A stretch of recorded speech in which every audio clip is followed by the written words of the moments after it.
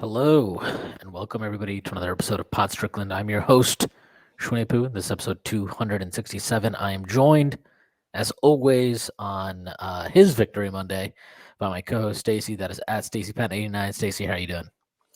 Got that Empire State of Mind, man. Empire State Building state of mind. That was the dumbest shit I think I've ever seen. I can't believe that. That was so gross.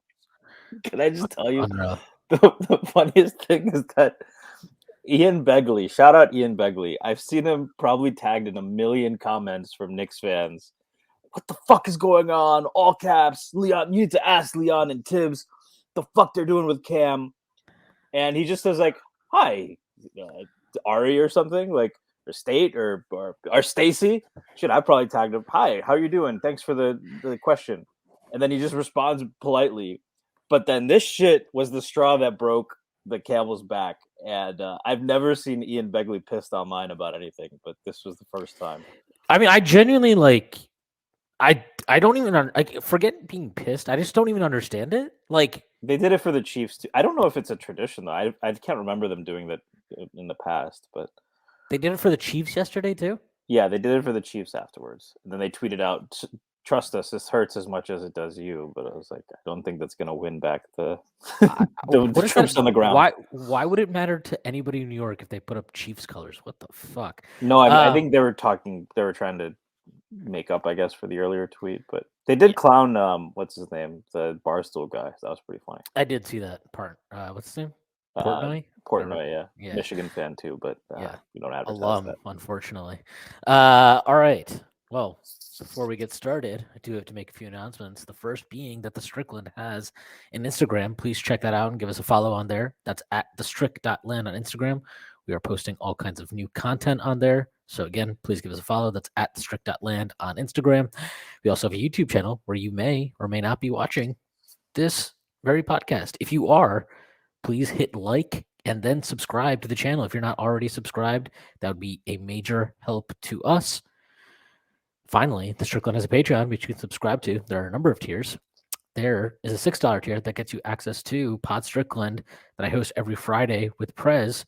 You also get access to the Strickland mailbag that comes out every other week, hosted by Andrew Steele, a.k.a. Doug, a.k.a. the Doug Bag, along with Dallas Amico.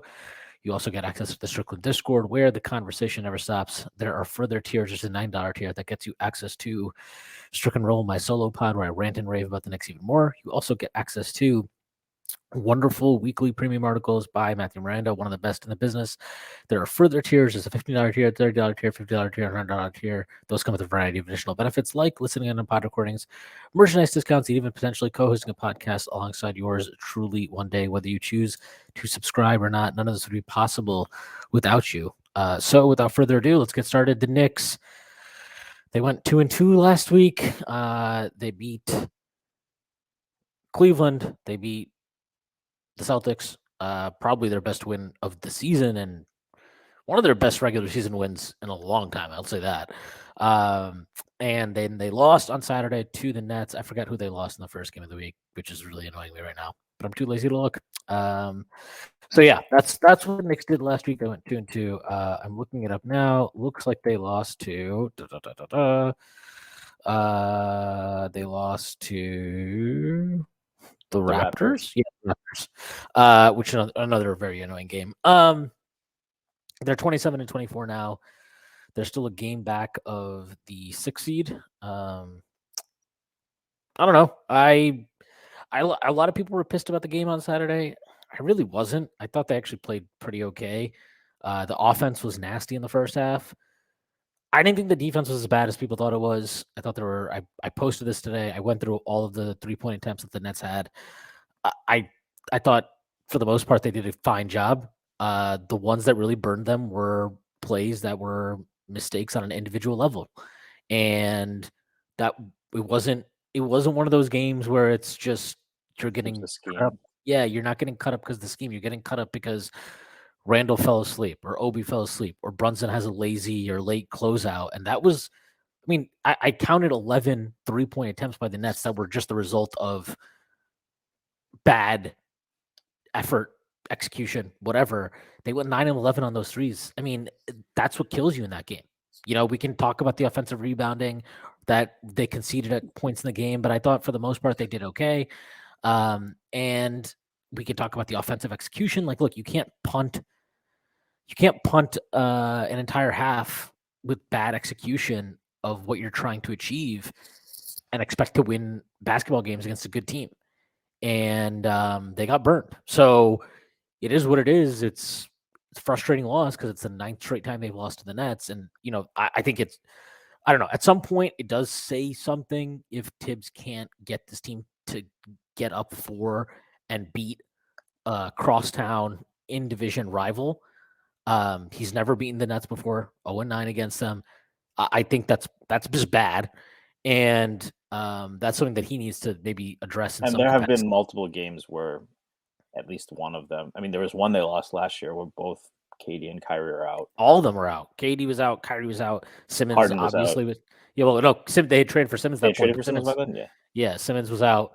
Yeah, I mean, it's just inexcusable to not have a win at this point against them. But in the analysis of just this one basketball game, I really didn't think it was that bad.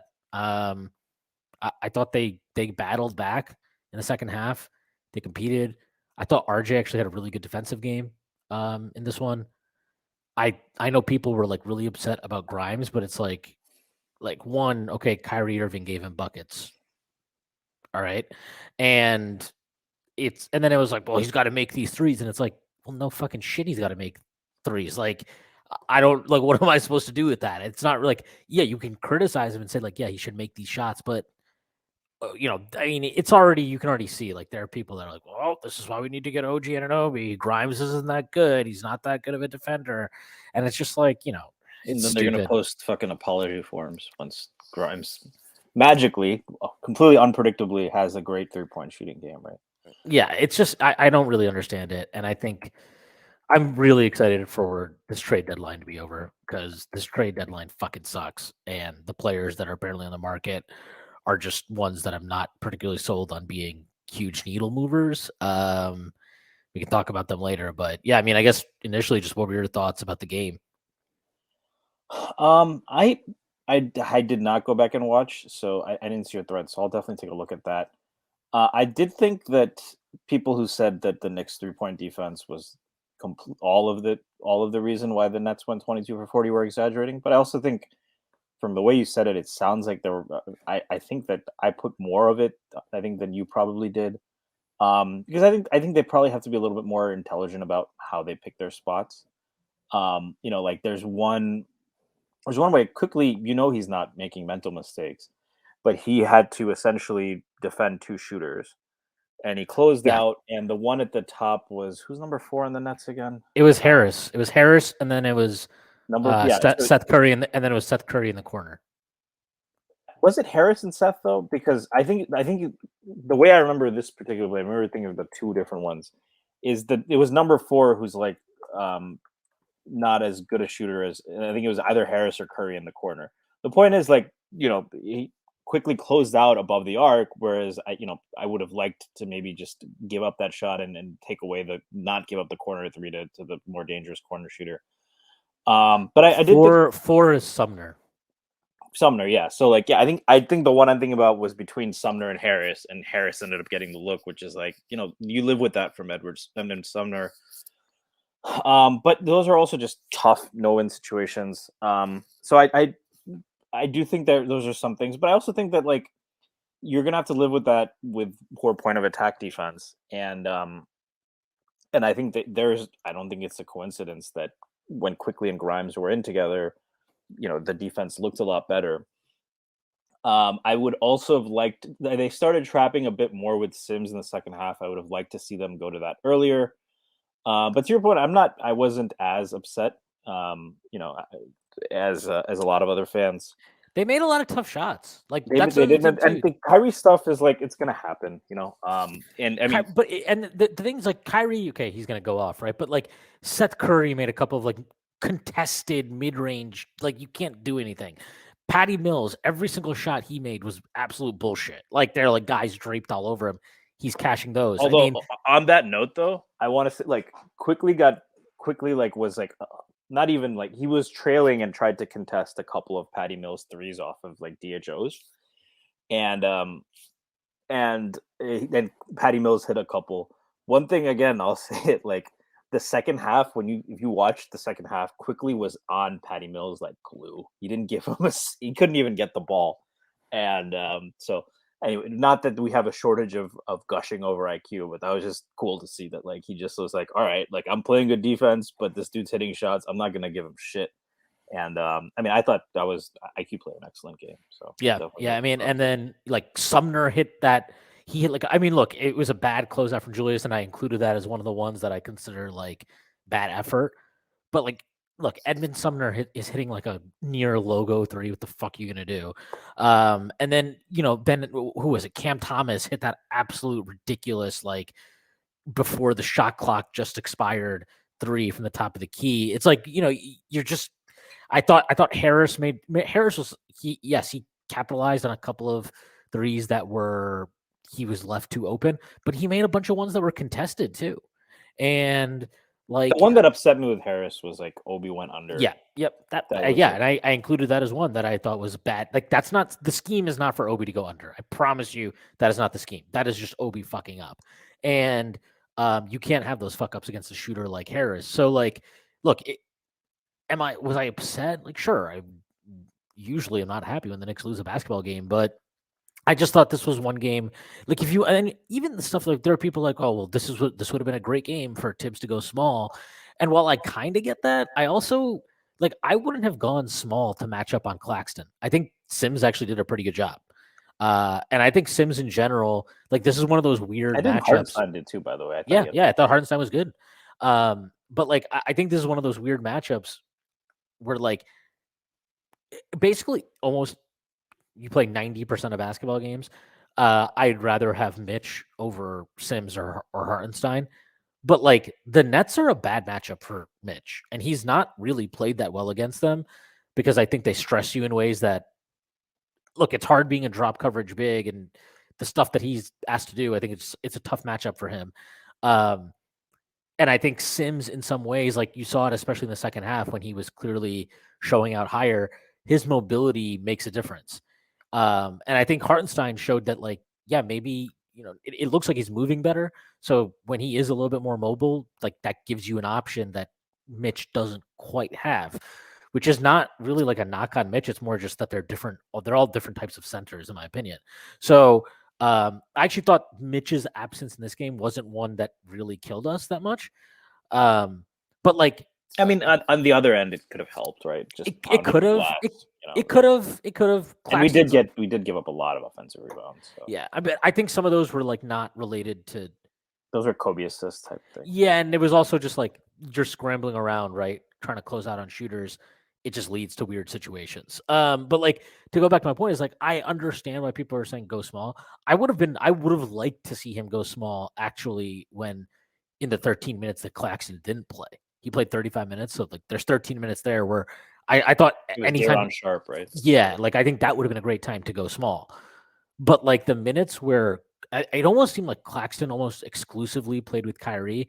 I think it'd have been tough to go no bigs there, or not no bigs, but small there with Randall at the 5. And I didn't think that really was why we lost the game. I think Claxton's a bad matchup, man. I mean, he was giving Sims work. I don't think Julius was ready to defend at that level in that game.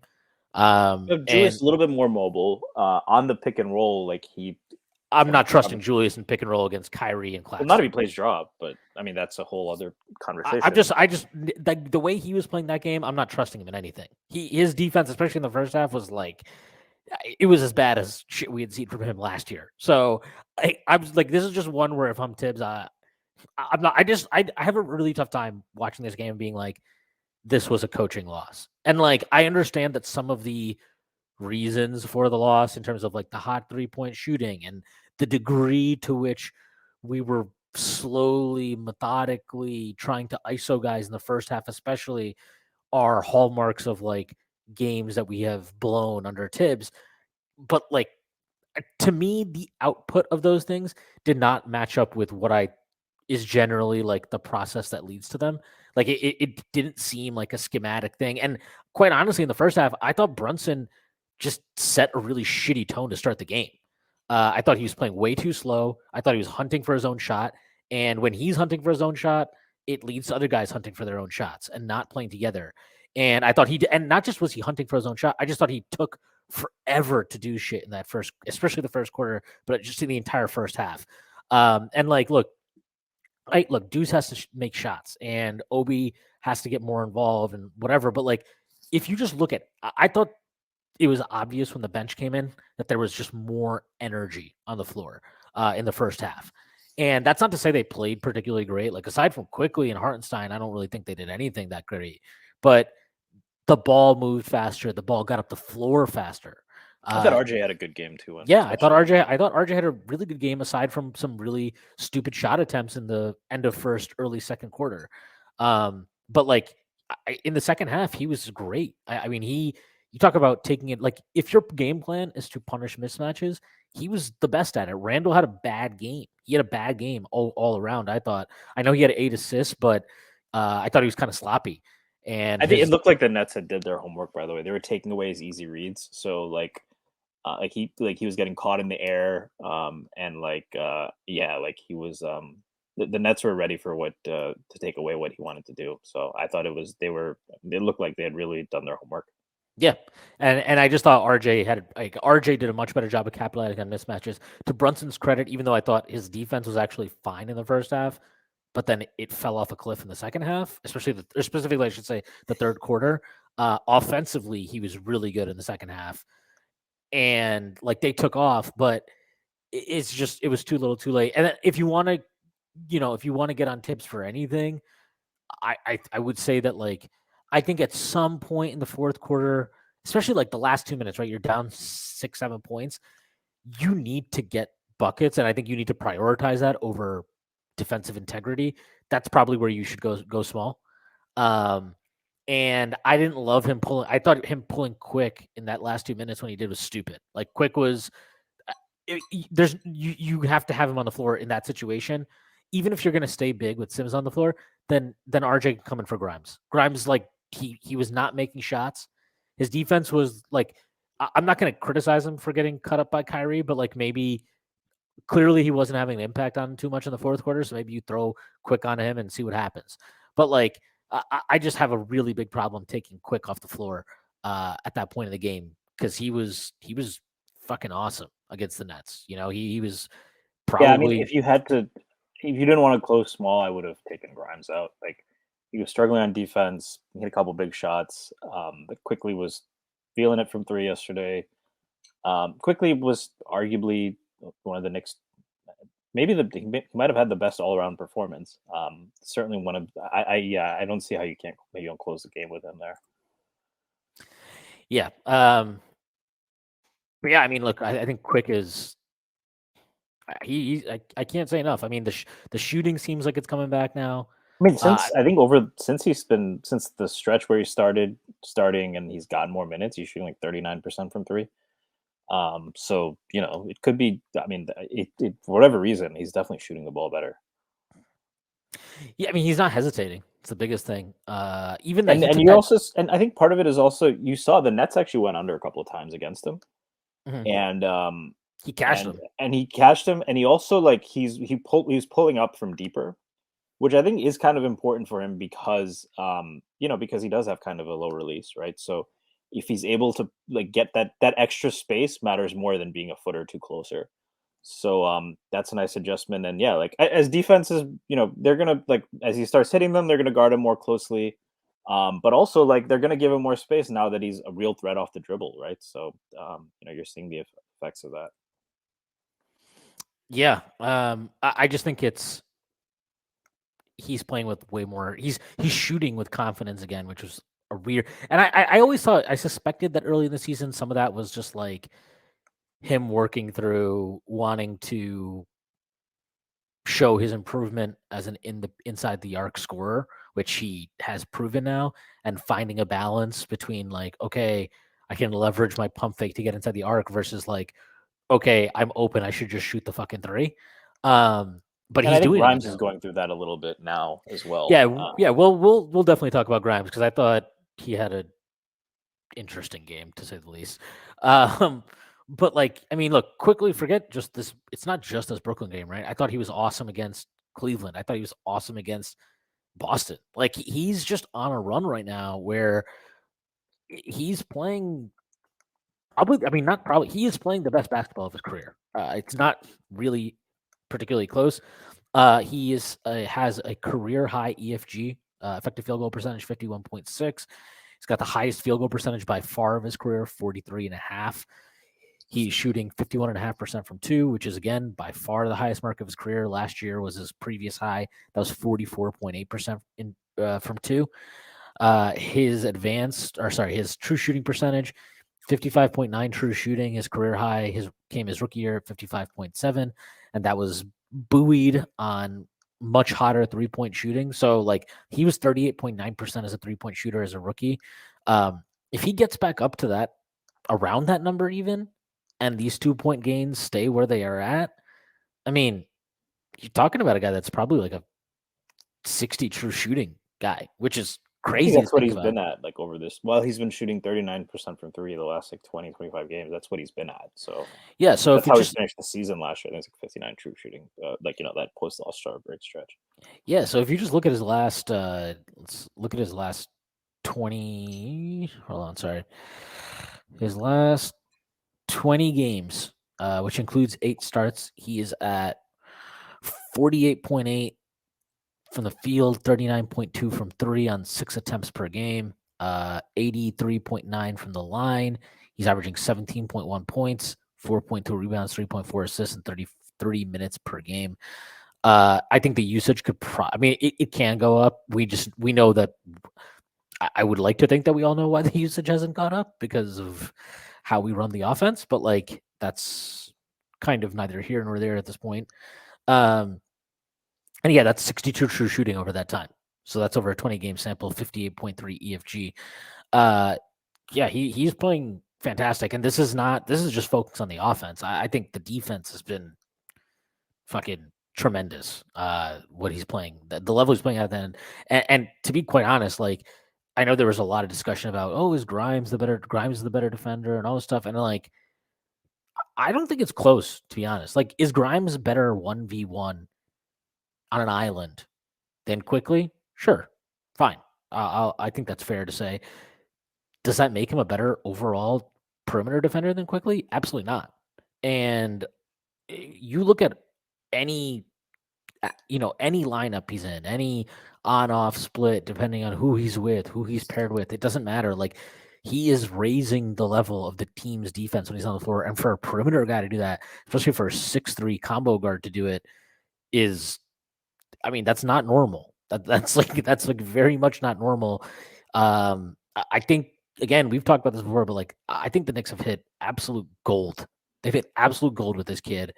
Um, and I'm not even sure they fully understand it. I think Tibbs actually like does love him again now, but I'm not sure Tibbs even understands it. Like I don't think they understand what he is doing and how impactful he is. And like I know that they've kind of backed off any type of like thinking about trading quickly stuff, but like one, I don't know why that was ever even out there.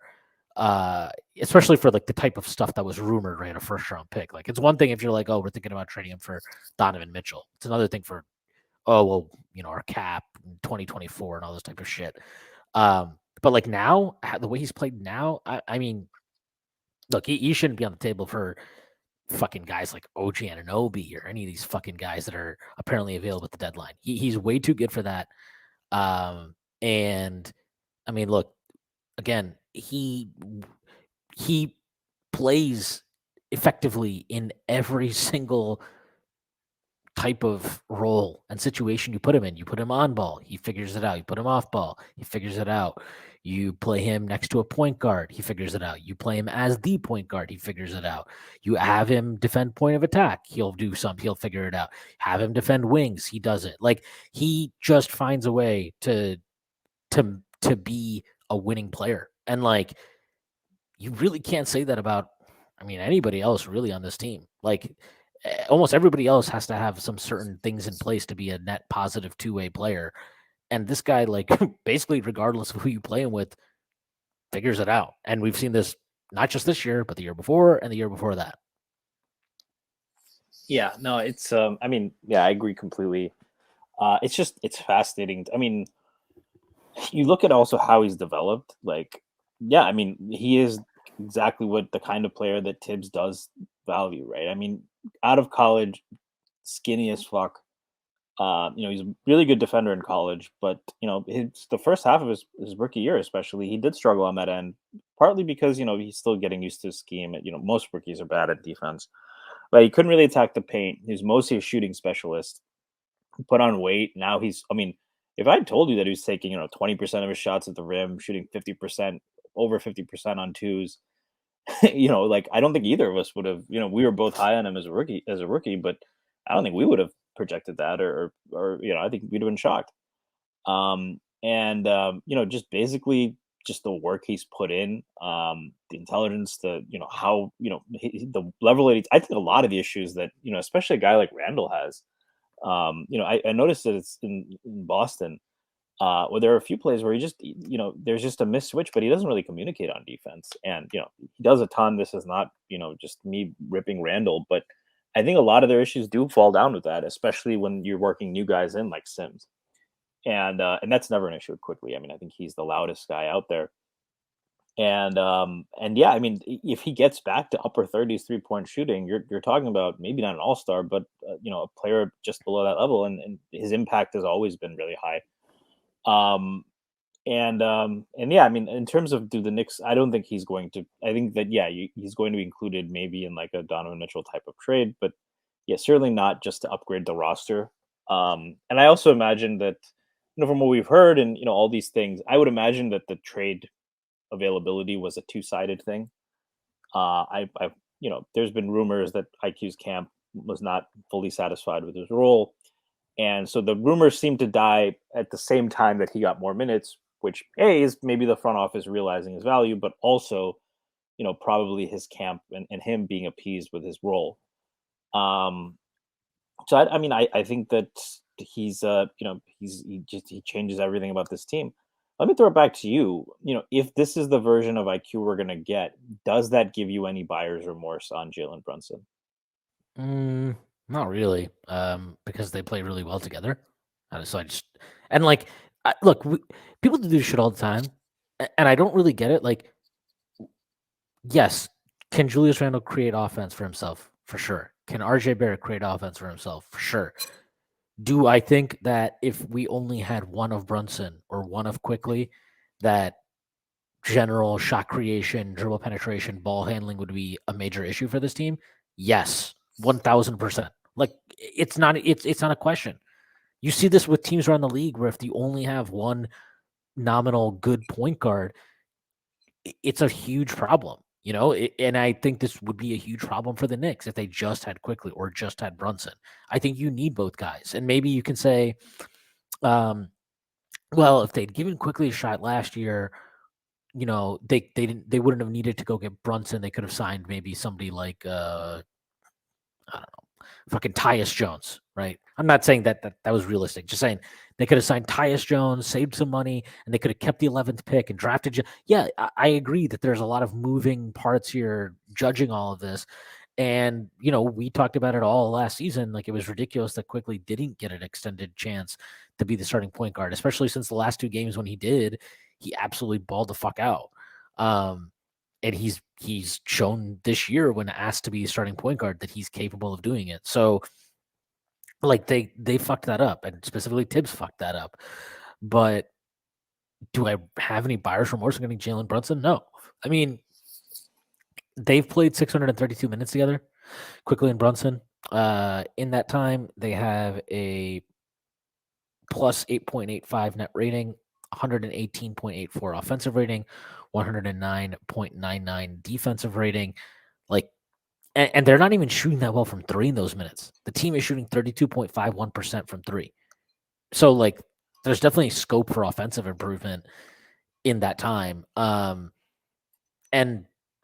like, again, like, I just think you need multiple guys that can handle the ball. And, I know that if you look at kind of like the Knicks team and go sort it by like on off and shit like that, like Brunson doesn't come out looking great, but anecdotally, I think they've benefited a lot from his ability. I mean, he's the one guy in the team that I feel very comfortable with, can get a shot off whenever he needs to, against anybody, one on one. Might not be the greatest shot in the world, but he can get it, and he's a good bad shot maker. So I think there's a lot of value in that skill set, and I think that skill set, if the Knicks can make the playoffs, becomes increasingly important. So, do I have any buyer's remorse about that? No, I don't, because I think the Knicks needed to get a guy that can do what Brunson did. And let's be real, like the Knicks are now sitting. I think they are. Let me just double check this. I'm pretty sure they're 8th in offensive rating this year. Um, that's not all because of Jalen Brunson, obviously, but like he's a huge part of that.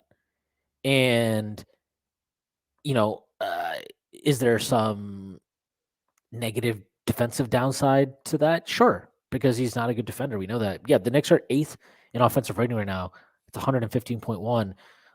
Just for comparison, like the Cavs are 10th.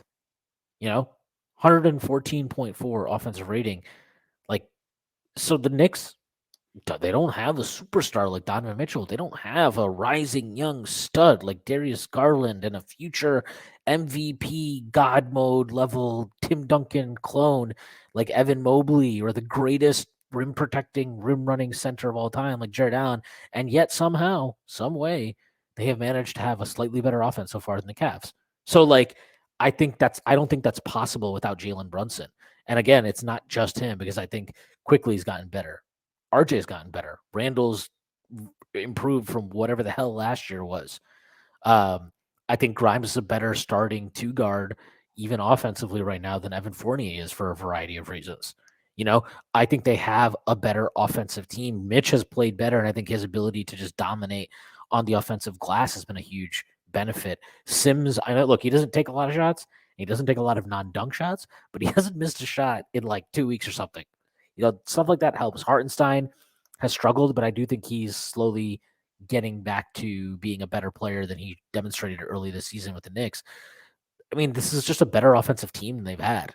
And this is with Deuce doing absolutely nothing, and Obi missing a bunch of time and really kind of struggling at times to just get the ball. I mean, I don't even want to say like find a rhythm. It's like just getting the ball to him, for him, is an issue. So I don't even I feel comfortable saying they're not even firing on all cylinders yet. So no, like to answer your question, I don't have any buyer's remorse about it, because I think Jalen Brunson adds another. He adds a tool that they didn't have, a skill set that they didn't have, and you need diversity in skill sets to win in the NBA. You need flexibility, and if we're gonna be if we're gonna be real about Quickly, probably the single characteristic that makes him special is his versatility, and that is what allows you to go get a Jalen Brunson, and play them together, and also know that if Brunson gets injured or when Brunson sits, Quickly can step in and run point guard. I mean, these are great problems to have. Shit, when is the last time the Knicks had two really good point guards that are 20? Yeah, and they're 26 and younger. Like Brunson, you signed up as borderline all-star guard for the duration of his prime years. If that's a problem for you, like, I'm sorry. I'll never understand that. I'll never agree with that, because to me, the entire Jalen Brunson Quickly conversation, that it keeps getting presented. I'm not saying you were doing this. I know you were asking more like a hypothetical, but like it's presented as this binary. Oh, well, Quickly or Brunson, Brunson or Quickly. And it's like, no, we can have both. Having both is good. And like, I was on the Nickish podcast yesterday. Shout out, that was really fun. But like, who runs the Nickish podcast? they're all brown people just like us. If you wanted to drop their ads, maybe. I actually don't have their hats. It was the first time I'd met most of them. Or their I'll find bio them. data either, apparently. I know. I have to get my I'll have to get my horoscope read. But like you know, I just I feel like there's a lot of angst. Like this entire Brunson or Quickly thing kind of dives into this angst that exists where it's like, where are we going? What are the Knicks doing? What is the plan? And it's like, look, I understand if you have issues with like individual moves they've made, maneuvers they've made, decisions they've made, but like, how are you as a fan upset that the current state of the team is they have a 20-year-old Randall who's I think should definitely make the All-Star team, a 26-year-old Brunson who could make the All-Star team, wouldn't be undeserving of it. You have RJ Barrett, who's 22 years old. I think has made significant offensive improvements this year. I would say all three of those guys right now are locked up on contracts that are at worst market Fair. value. Yeah, at worst fair. And quite honestly, I think all of them are. I think Brunson's a steal. I think Randall's is fair. And RJ, especially when you take into his account, is like market value, right? So he's making less than like Jordan Poole. So yeah, like I think these are good contracts. And then on top of that, the rest of your rotation is like, okay, it's 23-year-old Emmanuel Quickly in his third year in the NBA. It's 24-year-old Obi Toppin, his third year in the NBA. It's, Deuce McBride, who's struggling massively, second year in the NBA, though. It's Quentin Grimes, second year in the NBA, 22-year-old player. It's Jericho Sims when Mitch is out, right? He's a 24-year-old center. It's Mitchell and Robinson. let's also say Sims and McBride playing pretty significant minutes for, a playoff contender. In their as second round picks, like, in the grand scheme of things, we'd like more from Deuce. Yeah, That's not like, and I mean, I think his trajectory is good. Like, Deuce has to make shots. He has to make shots. Like, it really is that simple. And to your point, like Sims for a 58th pick, like I understand the flaws he has, but like to your point, like he's playing any kind of contributor, right? Yeah, like to get a guy like him, I think at that point in the draft is really good. Hartenstein, okay, yeah, you didn't draft him; he's a 24-year-old center. And Mitch, you obviously drafted before this. He predates this regime, but he's a 24-year-old center that you re-signed. And like, I don't know, like and for an organization that gets clowned for not being able to re-sign any of their rookie picks, they re-signed 2. Hopefully, it'll be 3 with Quickly. But like, I don't know. I have issues with a variety of things, and I think the organization is perfect. No, I don't. I think they've made mistakes. But like, it's worth noting also that how much the draft helps there, and as it's also illuminating to why they might be getting all these protected picks, even if they're not going to use them in a star trade, because people love to talk about the fact that Fournier hasn't panned out, right? I don't want to rip the guy too much. But that signing hasn't panned out. The Noel, they gave out the Noel signing didn't work out. Burks was good, but they ended up having to dump him. Kemba signing. So people love to talk about these contracts that they're calling big wastes of money, and then the fact that they've given big contracts to Randall and Brunson and RJ. But how do you make that work? Well, you make that work. You have the luxury of doing those things when you have guys on rookie deals who are playing. In Quickly's case, like a plus starter. In Obi's case, a solid bench player. You have all of these guys on cheap rookie deals who are contributing. It makes up for the fact that you have spent a lot of money on these guys, and it mitigates that, right? So when you put it in that kind of context, a lot of this makes sense. So yeah, and it's just I don't know. I just again like the anger about this stuff is just so weird to me because I genuinely am like watching this team and I'm like, yeah, for the most part, I'm fine with. I'm actually pretty happy, Getting back to Brunson though a little bit. So I 100% agree with you. I think the Knicks were not in a position to not sign. Like, I mean, it was first of all, they were very fortunate that Dallas did not take that 4 for 56 deal, right? So they were very fortunate. To play devil's advocate a little bit, though, Quickly's versatility enables this. But one of the things that is rare about Quickly is that he is a 6'2" guy who can run the offense, but isn't a defensive liability at all. Is actually a plus defender. There aren't too many guys like that. And do you kind of negate that a little bit by playing him next to a guy who's a bad point of attack defender anyway, right? So, most teams are vulnerable with, if they have a guy like that, right? Even, I mean, Kyrie Irving is actually a pretty solid defender at this point in his career, but the Knicks are able to attack him on switches. Other teams will too. So by having a guy like Quickly, you can allow yourself the ability to not have to play someone like that at the point of attack. Does having Brunson kind of diminish that a little bit, right? And if we are at some point a finals contender, would we better off just having Quickly there, and then using that that other position on like a more defensive minded two guard, maybe like the final iteration of Quentin Grimes. I mean, you can make that argument, but like Brunson's still gonna have value. Like you can part of signing players isn't just for what they are, but it's also can you use them down the line in trade. And like I think Brunson, yeah, maybe he's not on the final iteration of this team. Maybe Quickly's not. Maybe Grimes isn't. Whatever. What's important is that in the meantime, they can all play together and they will accrue value and you will be able to trade them potentially for the type of piece that you ultimately need.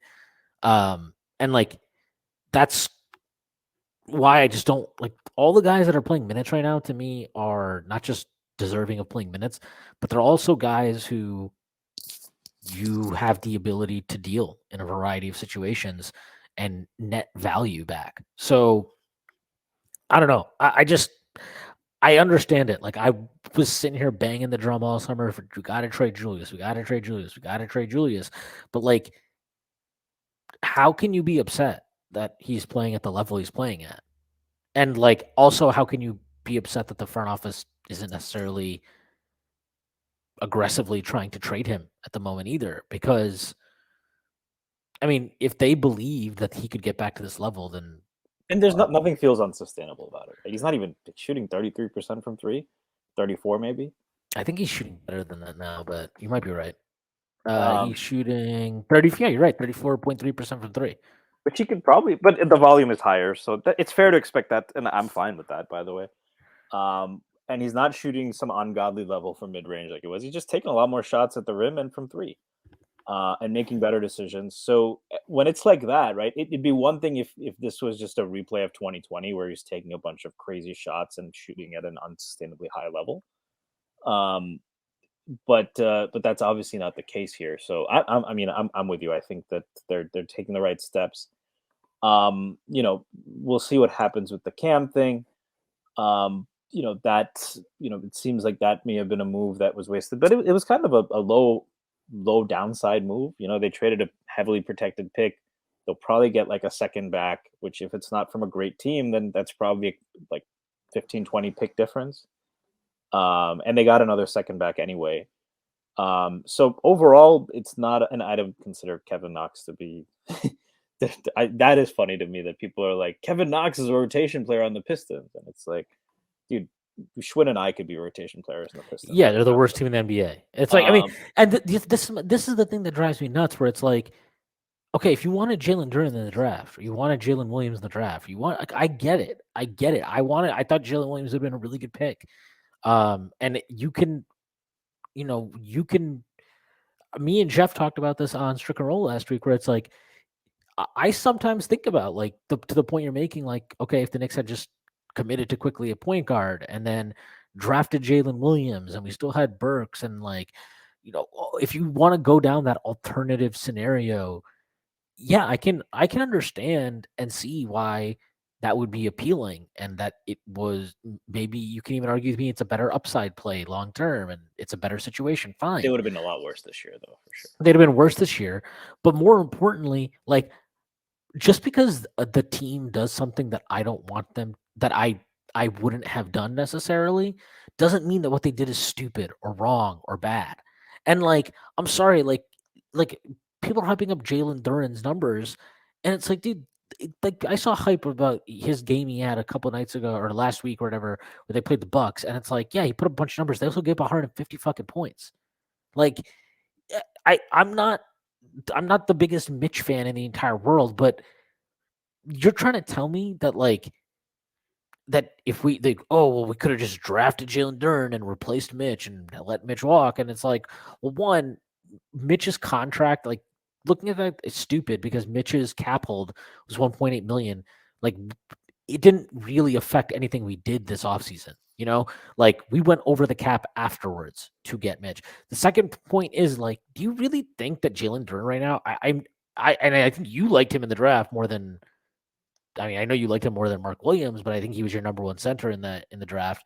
Um, I was really impressed with this talent. I would not have hated if the Knicks had picked him, but like if your argument is like impact right now, it's not close. It really isn't. And the idea that Duran can just wake up one day and automatically be as good as Mitch on defense to me is quite honestly pretty ridiculous because it just undersells how good Mitch has been on defense this year. And I think that's a mistake. I think he's been all the numbers bear out his impact. And they're much better on offense with him too. Yes, he does play a lot of minutes with Randall and Brunson, but like his offensive rebounding is good enough to the point and the gravity that it does make them better on offense, even though he's obviously not as versatile.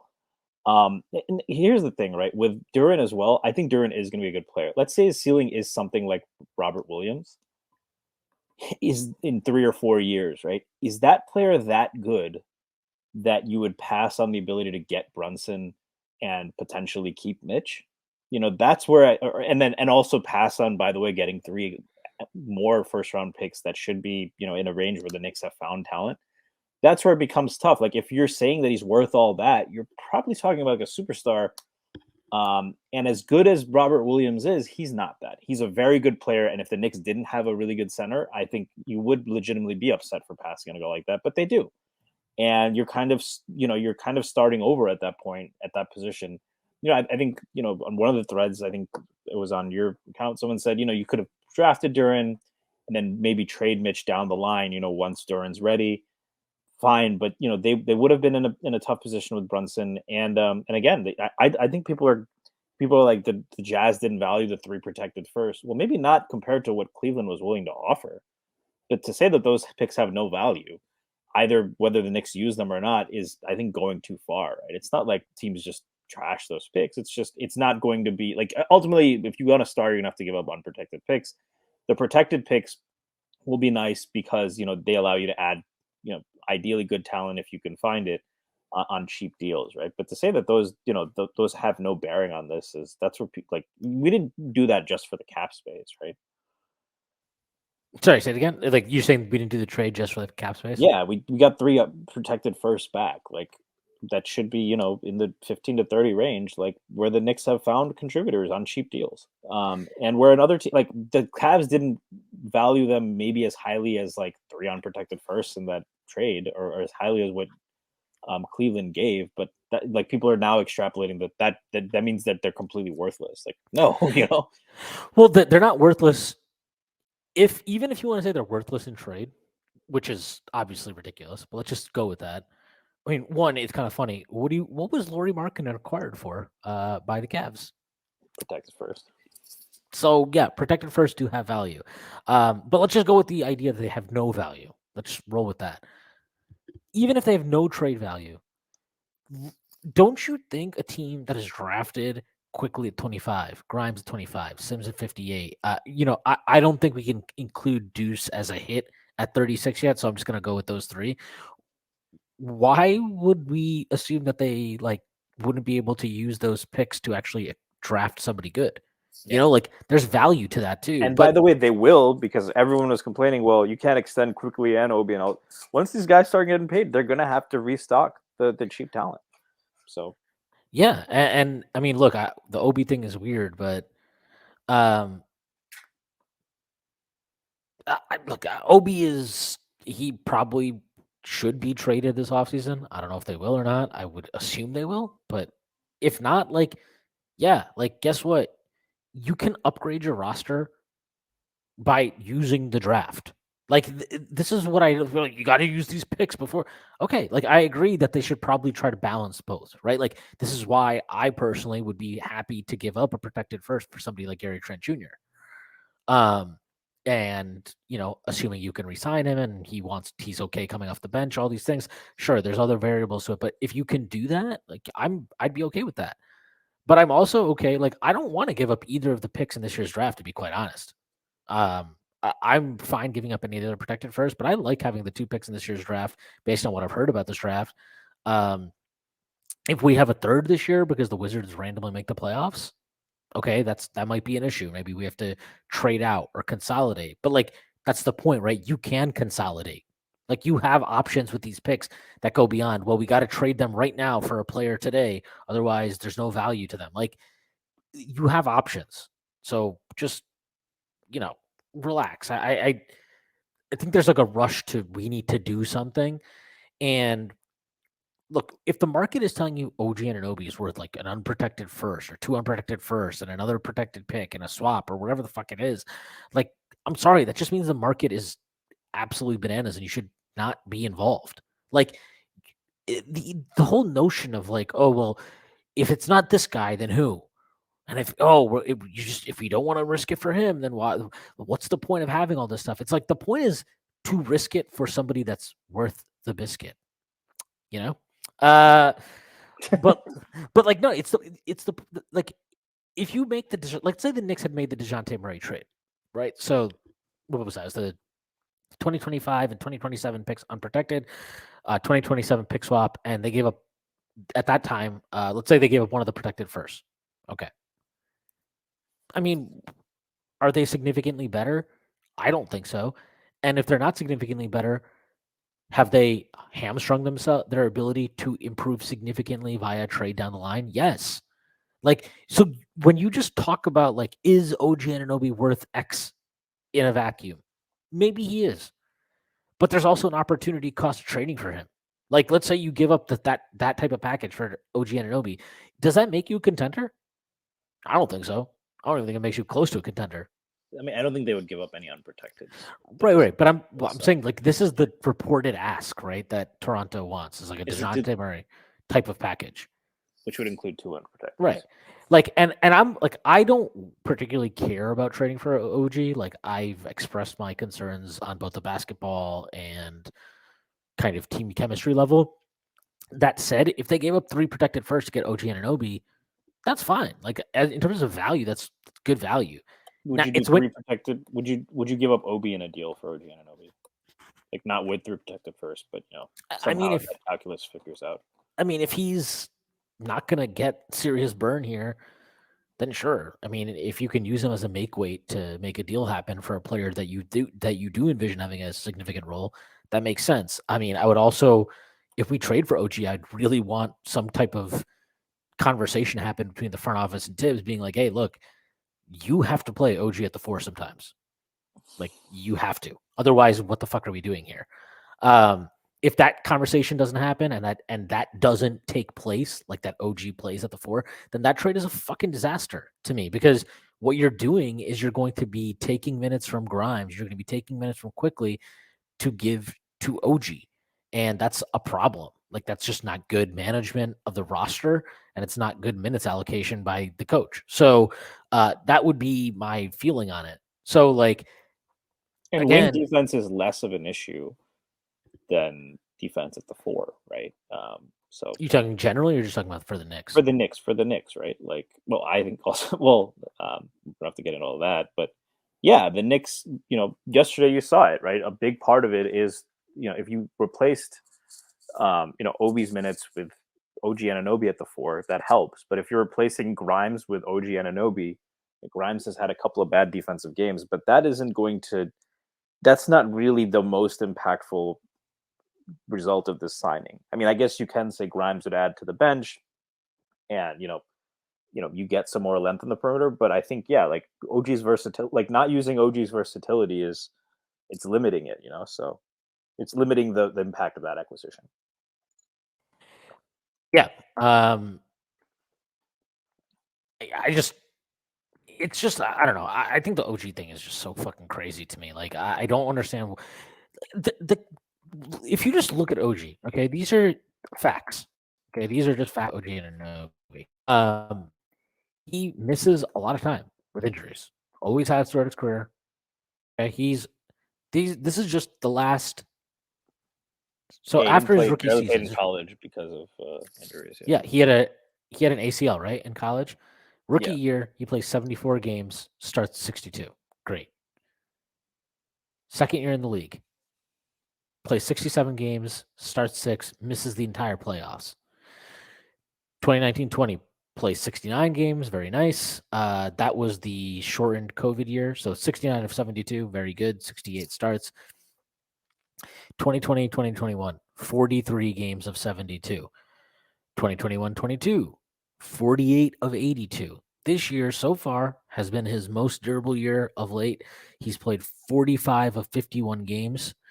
Like, this is a guy who throughout his career has missed a lot of time. And not only are you going to be, you're talking about trading value for him, but then you're talking about you got to give him a new contract after next year. You are probably benching Grimes if you get, not benching, obviously Grimes would still play, but he'd be coming off the bench. OG would replace him in the starting lineup. I'm not sure that trade-off is as good as people think it is, because I don't think OG is a particularly good, like, I don't think what makes him a good defender is that he's a good point of attack defender. That's not how I'd want to use OG anyway.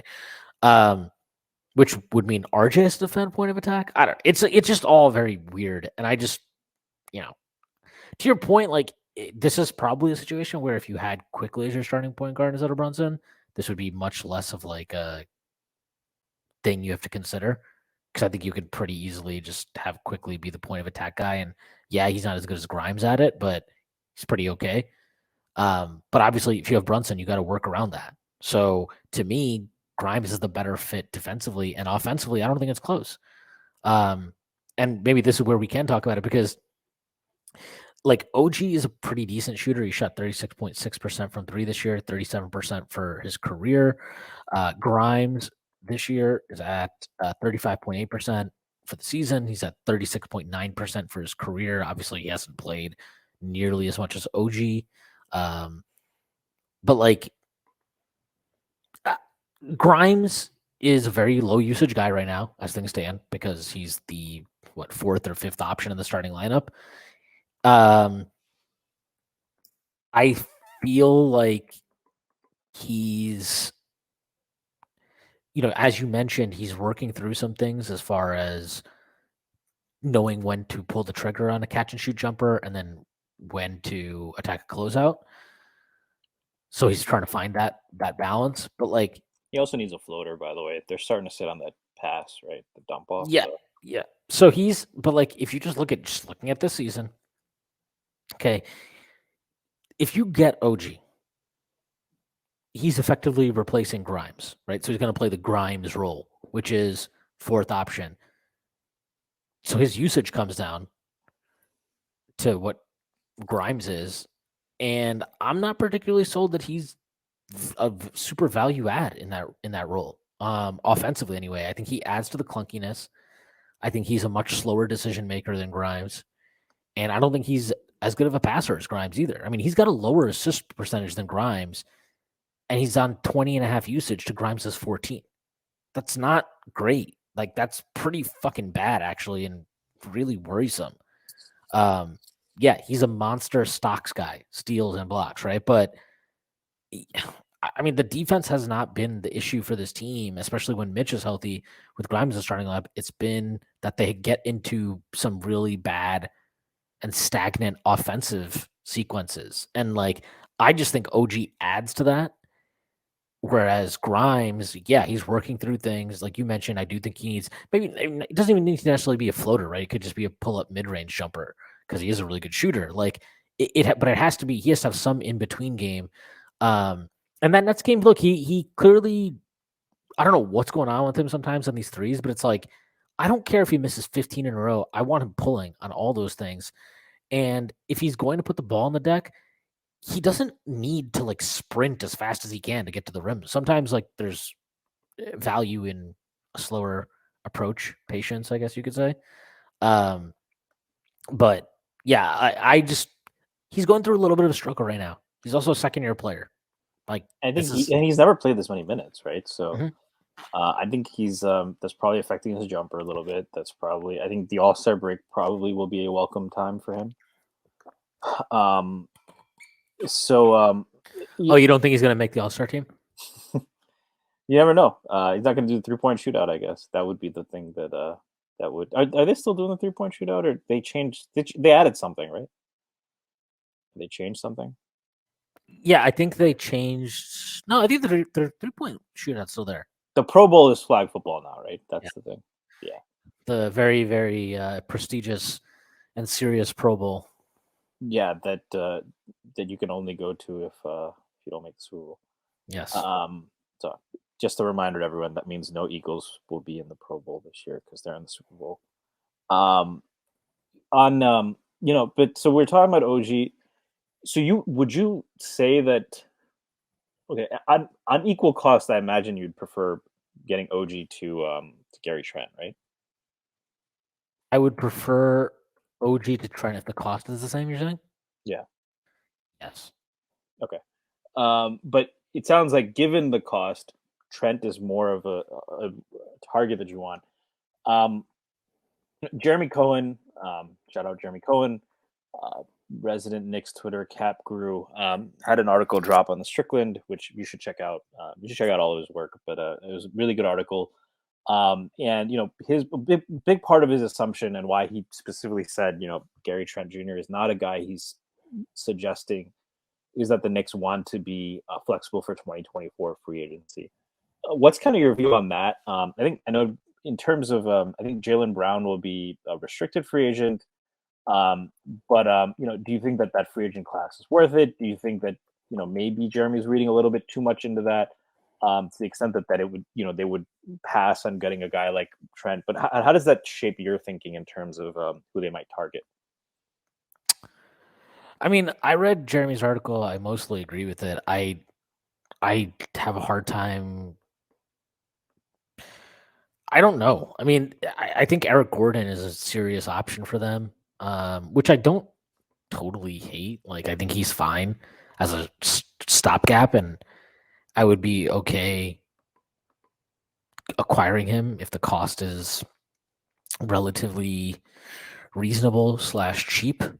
Um, but look, again, it's just hard because it feels like, because of the plan, nobody really wants to go into seller mode, which personally I think could be a mistake. Like, if you are willing to become a seller, you might end up getting a lot more value than you would um, in the Especially in the Danny Ainge era, right? yeah, that and just also the play-in era, because I think the plan is it's extended it, right, so that more teams feel like they can do something this year.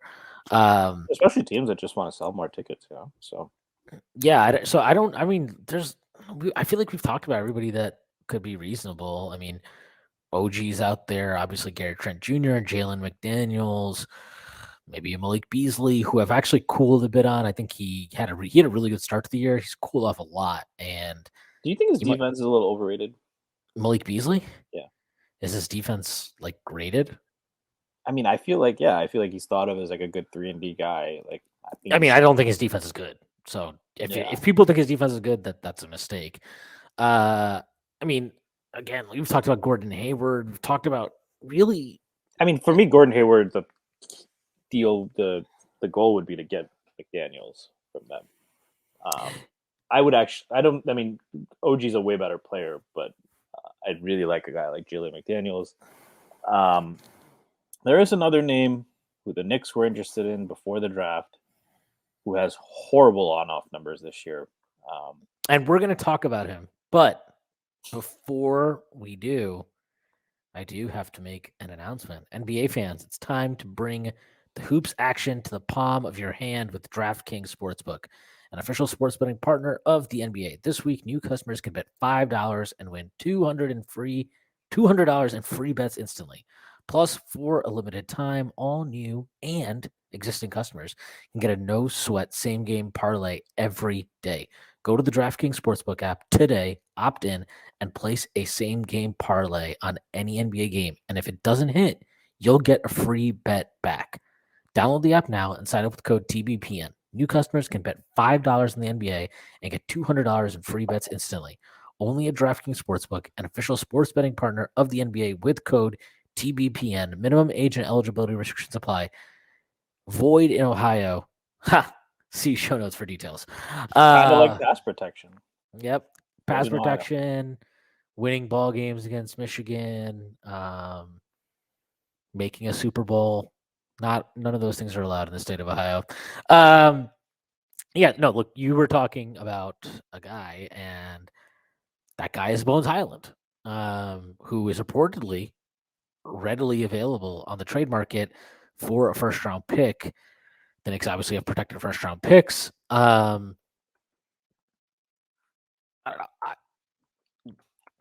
will say this, and I'll let you kind of do your thing because I know Bones is your guy. If the Knicks traded a protected first round pick for Bones Highland, I would have very little issue with that. I would say that if they do that, I think you should be 100% prepared for Bones Highland to not be playing minutes because I don't think Tibbs is going to put him in the rotation immediately. And I think he would have to do a lot to earn Tibbs's trust. So you think it could be another Cam Reddish situation? I think it could be. The advantage is you have 2 years left on his rookie contract after this one, not just one. So you'd have more time, and that should matter as part of the equation.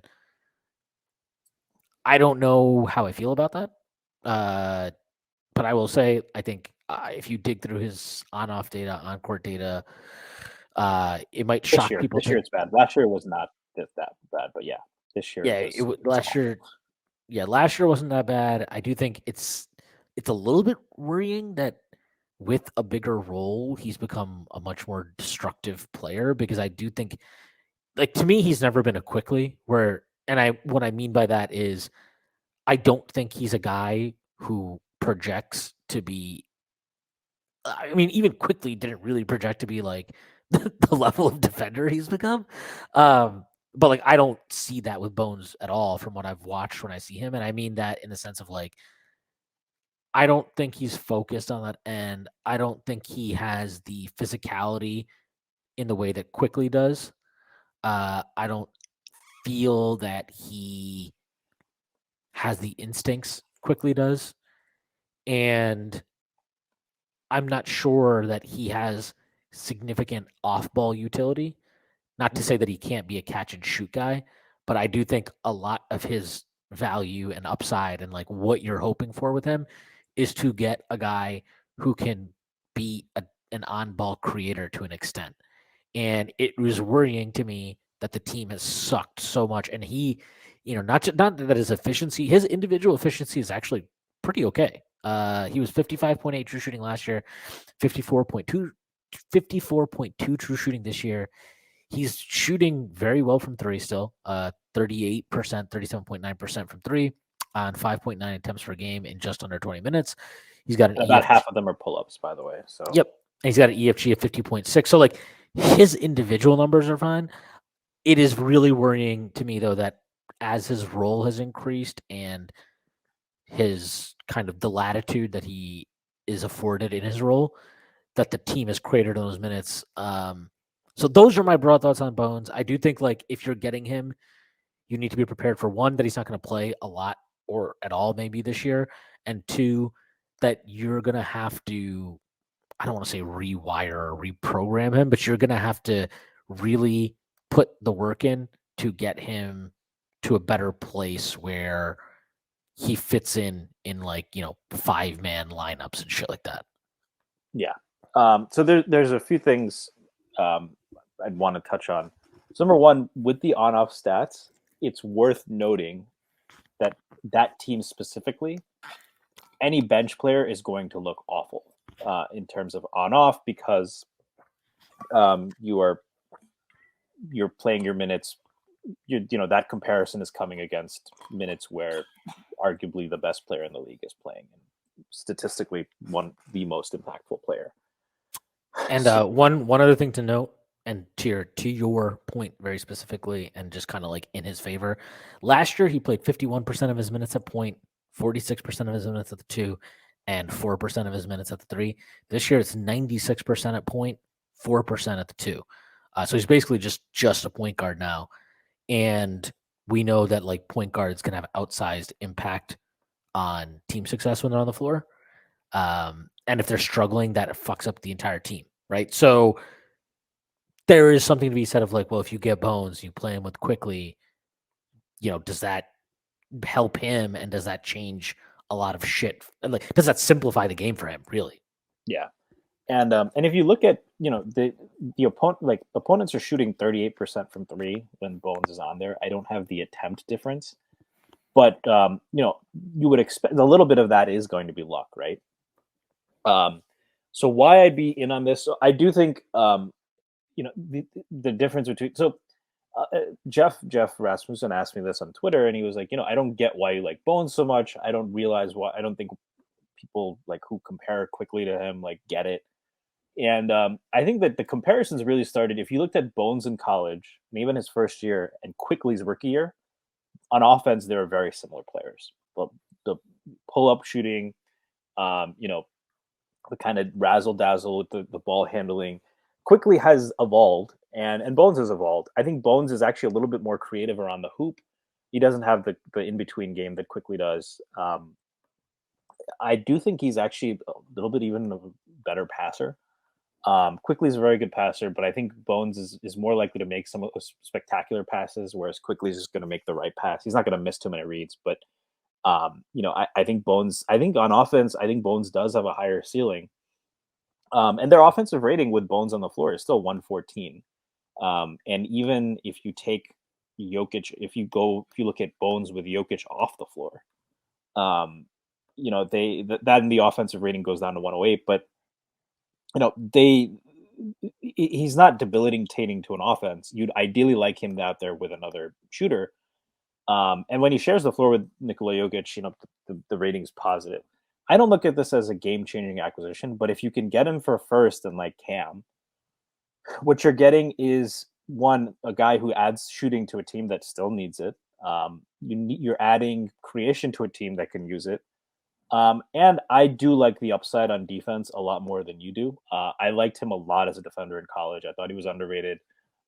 He specifically, I think where we disagree is kind of the instinct part because, in college, he was one of those defenders it's very rare to see from young players. Quickly has developed this in the NBA, but the ability to bait and to bait passes and to kind of mess with people's reads. And he's a 6'10" wingspan guy. I think one issue is he did not put on weight between his rookie and sophomore year, which is a problem, which Quickly did. He might just not be able to put on weight, to be honest, because everything I've read about him is I do have some concerns about like I don't want to say mentality. That's not the right word. I feel like you don't know if he has that dog in him. No, I actually don't think that's his problem. I almost feel like he's very brash, and that can be a good thing. But I also wonder if that's like a thing where he doesn't necessarily listen to advice that maybe you should listen to. Like I have no, to be very clear, I have no like. This is not intel. This is just like when I watched him play, and I read obviously that one of the reasons why they're even considering shopping him is that him and Malone have Butted heads. yeah, they've butted heads. So like I don't think he's like, but anyway, my point was I don't know. I don't think it's about his work ethic because everything I've read is that he works hard. I do think maybe he just can't put on weight. Like, I mean, that was a concern with him coming into the draft, right? Was that he just maybe Quickly have the same concerns, right? And yeah, we've seen that he's put on weight. So the difference I will say, and last thing I'm gonna Quickly has always had like his lower, like if you look at his legs, right, he's got like tree trunks. He's like always had a strong lower body. Bones is very like Jamal Crawford esque lower body, which is to say, let's say that his muscle mass lower body might not be too unfavorable to mine, which isn't saying much. But like he doesn't have that same, like you see this with Quickly and you see this with Grimes, right? Both those guys are fucking absolute, like they're just got tree trunks. And Bones, too, right? yeah, and Bones is very like they call him Bones for a reason. So yeah, no, so that's a fair point, and it also might be a case where to your point, right, more on the defensive side than the offense. He might be struggling more on defense this year because he might be better off in an off-ball role where he can use his wingspan. I do think his ability to diagnose and get into passing lanes is pretty good. I haven't looked at his steal rate this year in college, despite the fact that he was, he did have issues on ball. He was a high stocks guy. And so what you just mentioned with Malone could be, a worrisome thing because he's going to another, Tibbs and Malone, they're different coaches, but Tibbs is also kind of a guy who's not going to be always. He's not going to coddle rookies, right? He's not going to coddle young players. A guy like Quickly has really responded to that. Will Bones respond the same way? I don't know. But if you're trying to coach him up on defense, I think the tools are there, particularly if he's going to play off ball more. And and then if you got a guy who's like, I mean, people love like Tyrese Halliburton is skinny and he's not a good on ball defender at all.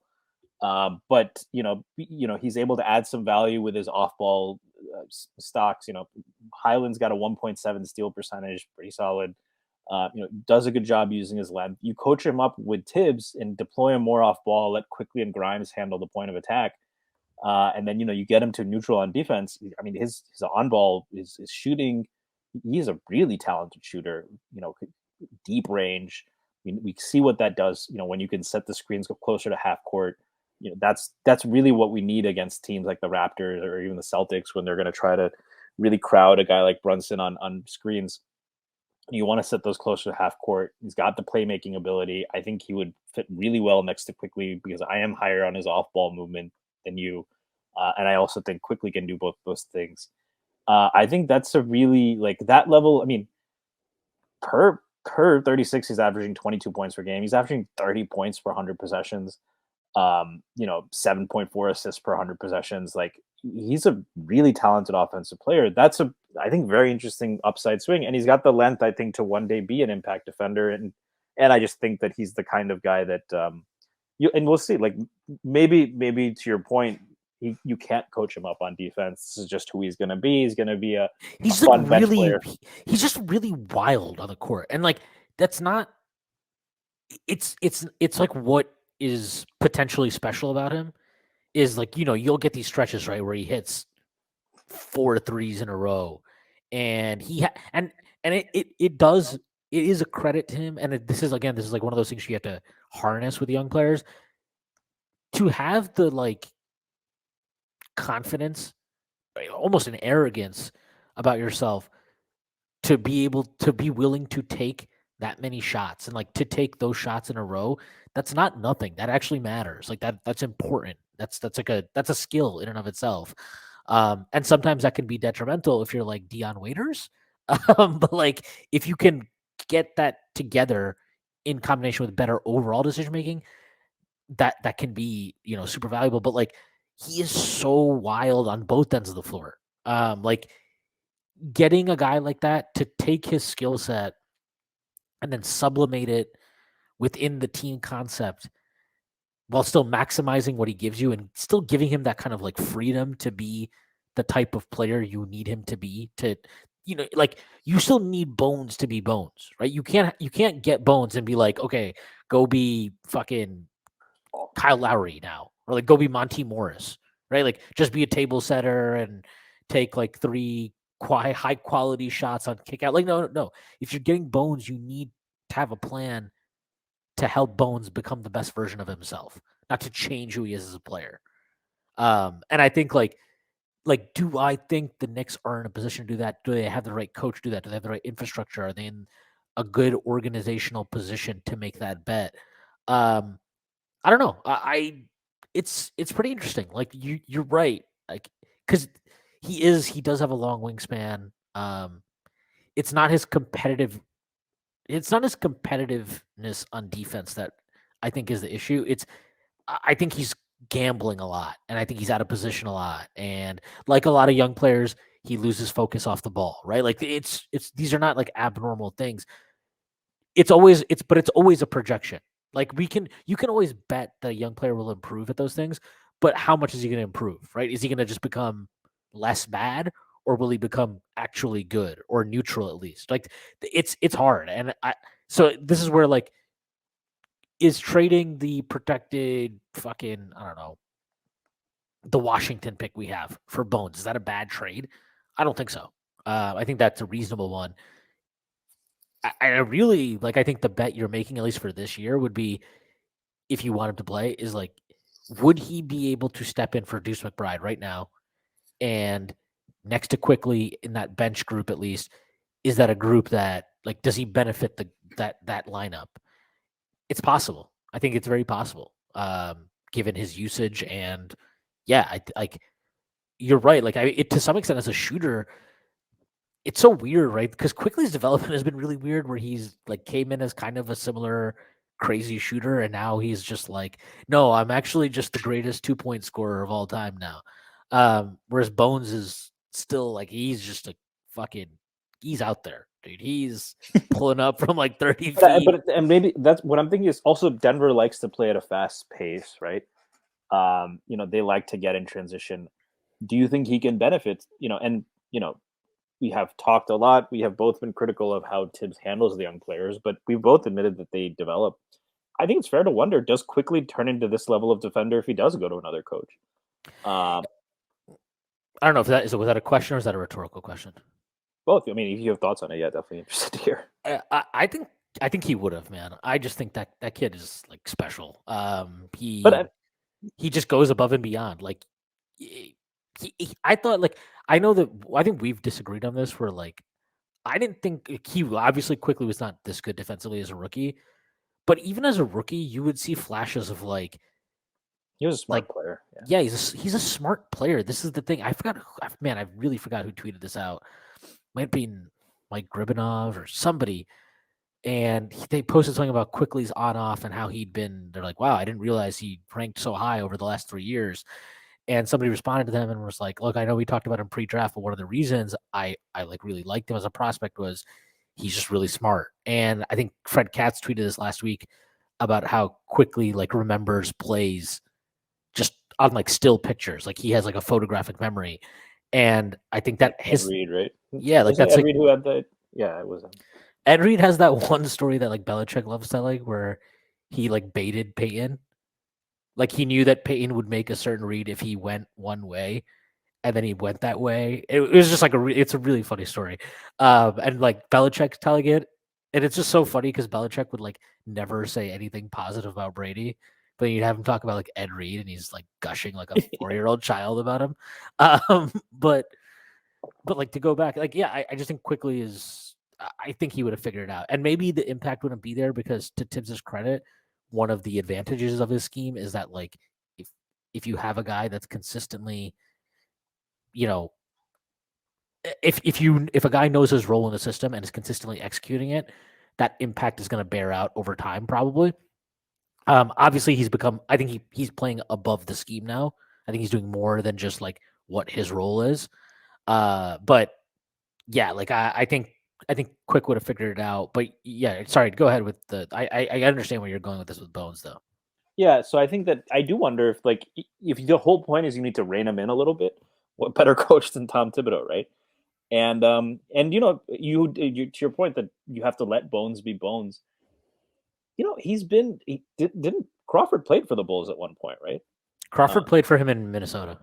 Crawford played for him in Minnesota. And he let Jamal be Jamal. He let Jamal be Jamal. I mean, Nate Robinson has played for him. Derrick Rose is obviously a very downhill guy.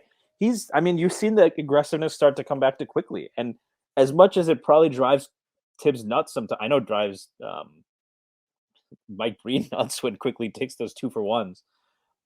He lets him do that, right?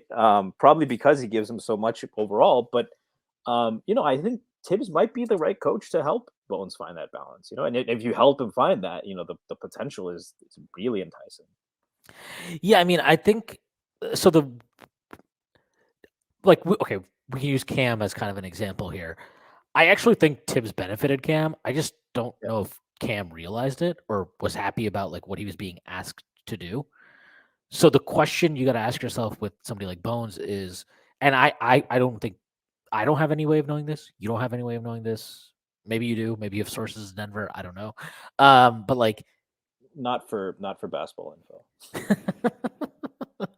But like, is Bones going to be willing to? Because look, let's put the cards on the table. If Bones comes here, right, and let's say that he does immediately supplant McBride in the rotation, he's still going to be playing the McBride role. You know what I mean? He's not going to come in and Tibbs isn't going to be like, okay, now you run point half the time and Quick will run point. No, it's still going to be he has to play the McBride role, right? Will he be happy and willing to play that role, which is nominally a significant off-ball role, right? You don't get he's not going to get a bunch of on-ball reps because he's going to be playing with Quick. He's going to play with RJ, and we know how Tibbs works. You've got to earn his trust to get those on-ball reps, right? Like it took Quickly a lot. It took him 3 years. It took injuries to Jalen Brunson and RJ and God knows how many people, but it takes a lot, and you have to work for them. Will Bones be okay with that? And will he be able to be effective in the interim time? I don't know. Um, I do think, Yeah, I mean, I think that to that point, the two things I would say is one, I think McBride actually, especially before when he first started playing, you were even complaining about this that he was used quite a bit on ball, even with Quickly there. well, Like he's bringing it up. using him on ball just to like bring the ball up, but then swing it to Quickly or RJ. It's really weird. I don't understand it. I mean, I think that there is probably more latitude for Deuce to do more, and he's been more aggressive of late. You've been seeing him attack. He had that dunk attempt on Nick Claxton. I don't know what he was Uh, thinking, man. That was crazy. you know what that reminded me of? Bargnani. Um, Less and I was like, tragic, but yes. but Bargnani actually got 2 free throws. But there's a bad call. But I think that there is some leeway there. I think Bones probably just by nature of who he is and how he plays would be more aggressive. Um, and I think he's just a much better offensive player than Cam. I don't think it's particularly close. Bones. Yeah, Bones. The upside is way more just because of his twitch. No, but he's shooting 39% from 3, 38. Cam hasn't shot that for a season at all. He's done that over 2 seasons. Oh no, I believe as a shooter for sure. I'm just saying like overall, the overall scoring package, like it's way. I mean, he's more efficient Yeah. and like he's a better passer than Cam. So like I'm still taking the overall offensive Well, he package. passes, so that's a good Yeah. thing. Cam had a couple of nice ones. I mean, I do think Cam improved, and I'm excited. I think that he'll thrive if he goes somewhere and buys in, and I think that could have been here. But the other thing I'll mention is, so I think that one, I do think Bones would probably be a higher usage version of um, that role, and two, I would say that in terms of the work ethic and all of that, he's had good, good stories. But this is a guy who, for those who don't know this story, when Bones was, I think, a junior in high school, right when scholarship offers and everything are coming in, he actually was in a burning building, and he lost, I think, his grandmother and his cousin in that fire, and he had to jump out of a second-story building and land on his foot. He broke his leg, again during obviously the most important time for his scholarship offers. I think he was actually recruited to Michigan. That's probably first heard of him as a recruit, and Bones Highland in a beeline offense, and then the year after he would have played with Franz and on that great Michigan team. So what if? But I think there were some admissions issues. But he worked from all of that. Juwan could unlock him. I mean, that team, if you put him next to Franz and Dickinson and all those guys on that team, they win the title. But he didn't work out. But he came back from all that, was a star at VCU. Got to the first round. So I don't think this is a guy who crumbles or necessarily has a bad attitude in the face of adversity. So that's definitely. But to your point, the only people who can know that are the people who are getting paid to make those determinations every day, and we can't make those from afar. Yeah, I mean, look, I do think it's tantalizing to think of like there's like an upside argument, right? Like, and not just his upside. Like, I think him with Quickly would be because one of the things Bones still really he fucking and they're good sucks. friends, by the way. Yeah. So to the extent that Quickly is part of the future, that's not a bad thing to have. Bones absolutely fucking sucks right now, scoring inside the arc, like terrible. He's shooting 36% on drives, from 2-point range this year. He is shooting 42.7%, which is worse than Quickly did last year. So that, and it's not the trajectory you necessarily want to see, where he was 46.5% from 2 the year before, 42.7% this year. Maybe he closes the season better. He is taking more 2s this year. He's also just taking more shots this year, which I think that might be part of Mike Malone's issue with him at the moment. But like, do you think about he is shooting 64% at the rim for what it's worth. Yeah. So I think like the layup and finishing is there. It's just he has no mid-range game. So. Yeah, and I just you do think like, okay, man, what if you put this guy next to Quickly, and you can help cover up some of his defensive issues. Like, what is the offensive upside of those two guys together off the bench? And we know this organization, right? We know that this organization likes their combo guards. They like They like liked those. Bones a lot before the Yeah, draft, by the way. yeah. So. Bones. I think they had met with him a few times. He fits the profile that they have like coming out of the draft traditionally in terms of pull up shooting ability, high free throw percentage, just all the good shooting kind of indicators that you want to see as a college player. Bones had all that stuff. And yeah, like so is it something they would do? It's not inconceivable. You know, the But I also guy. don't think they would get into a bidding war over Bones hiring. So. Well, I don't think it would require a bidding war. Like that's the thing. It's like ultimately, what is his value right now? Nobody's getting. You're not going to get. If you're actually consider trading him, you're not going to get more than a protected first for him. Like you're just not. Would He you throw hasn't in done. Cam there? That Cam in a protected first, or even that you think would be too much? I mean, I would do that. I'm assuming part of the reason they'd want to do this though is to shave money off their luxury tax bill, as our good friend Jeremy pointed out to me when I just talked to him about this earlier today. I So mean, the Nuggets. yeah, so I don't know if that would work. You would need to take on another salary. I don't know what the hell their cap sheet looks like off the top of my head. And no, I do not want Michael Porter Jr. anywhere near this team. But They're going to catch COVID from him. God, he sucks. I hate him. But like, look, is it a trade I would make? Probably not. Is it a trade if the Knicks made it? I would hate it. No, I think I do. To your point, like if you believed in the talent at the draft, what have you seen from him so far that would move you off of what you believed at that time? And the defensive on-off, on-court stuff this year is concerning. Not just defensive, but just both sides, like just kind of the way he's playing. But he had a good rookie season. I mean, there's a reason there's a reason why after his rookie season, the Nuggets decided we are going to trade Monty Morris to open up the backup point guard minutes for you, right?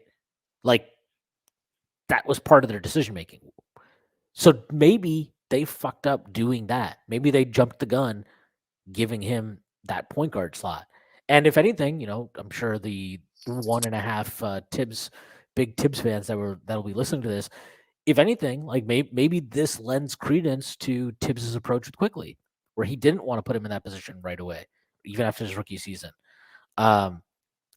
Maybe this is too much, too fast for Bones, and they fucked up and they made a wrong decision there. But like, it's have you seen enough to move you off of your original view of him at the draft, right? That's really the question I think the Knicks would have to, and any team that would be interested in trading for him would have to ask themselves, are his struggles this year down to him, or is it down to an issue with the role that he's being asked to play and how he's adapting to it? And if we can put him in a better role, how does he operate then? Does he take the leap that, I think before the season, a lot of people thought Bones would take a leap because like he did have a good rookie season. So I don't know. There's a lot to really unpack with him, and he's an interesting player. Like you can't deny, like a guy that has the explosive scoring kind of flashes that he has is no joke. Yeah, and I think that I think this environment would benefit him. While we're on quickly, we probably should move off the subject, but while we're on quickly, want to shout out a tweet I just saw and now I'm curious your thoughts here. So, friend of the pod, Joseph Flynn said he wouldn't trade quickly for OG Anunoby straight up. You agree with that? Yeah, I do. I wouldn't. Not even straight up. No. And actually, Jeff posted on that. The on-off numbers aren't that great for OG either. Now he's on a good team. But he plays with their like the thing with Quick is like I honestly sometimes think the on-off, even on-court on-off stuff, it undersells him because like the guy, you just look at his lineup pages, like he's basically just a positive with anybody you pair him with over the course of his career. And it's been 3 years now, right? They usually say RAPM takes 3 years to stabilize. Like we're at that point now. I think he's like top 10 or something in RAPM or something. Like Top 10 RPM in the last 3 years. I think, third best plus minus on that tweet or whatever that you were mentioning. I think it was yeah, IQ for 3 who posted it originally, but yeah. yeah. It's I just and then like look, especially this season, he's the bench hasn't been really good aside from him, and even with that, in spite of that, he's like dragging the team to competency in those minutes when he's on the floor with them. And it's like he's a plus. Like Brunson's not a plus without him. He has a plus net rating without Brunson, Mitch, or RJ or Randall on the floor. If when 4 of the 5 starting guys are not on the floor, but quickly is on, the team still hasn't. It's like Well, they're that's like because he got plus, to play with Cam, so those are booing them. but they're like a plus 4.8 net rating, which is good. Like that's like a good net rating for a group. So yeah, like I look, OG's good. Maybe I'm underselling him. I don't know. My thinking though is like when you're talking about trading for a non-star, like if you're gonna trade that type of value, it should be a team like I don't know. Just let's say Boston thought OG was the missing piece for them to like, man, if we get OG, we feel like we are like nobody can beat us. If that's how you feel, it should then for a contender, it's probably worth doing. But we're not a contender, and he's not going to push us to the. He's not a player who pushes you to like from like first round exit to contender, right? The guys that do that are stars, like real genuine stars, and that's who the Knicks need to be saving their powder for. So like if you think OG helps acquire a star maybe down the line as kind of like the headline player asset or something, or if you get OG that will free you up to trade RJ as the headline player asset for the star that you think ultimately you need to get. Okay, fine, do it. But you need to be able to get that guy. You need to be able to get OG in without giving up the type of shit that you'd need to put together that true star package. Yeah, that pretty much hits the nail on the head. Um, did want to kind of so we talked a little bit about Quentin Grimes. We talked I think that we're both kind of on the same page. Probably a little bit of combination of fatigue, a little bit of combination of trying to figure out the balance between attacking closeouts. We mentioned a little bit before, Brunson playmaking. He's had some tunnel vision of late a little bit. Did you think this has been an issue all season and it's just more noticeable now, or do you think he's regressed a little bit there? It seemed like earlier in the season he was making a lot better reads. He's always going to kind of miss some of those open threes when he has a good mid-range shot. But do you think are you worried at all at this point, or do you think it's just minor stuff? Um, Feels like he's veered a little bit too much towards hunting for his own shot, more so than he was to start the year. I actually thought at the start of the year he had these interesting stretches to start games where he was almost like looking to set up Julius and RJ before he got himself going.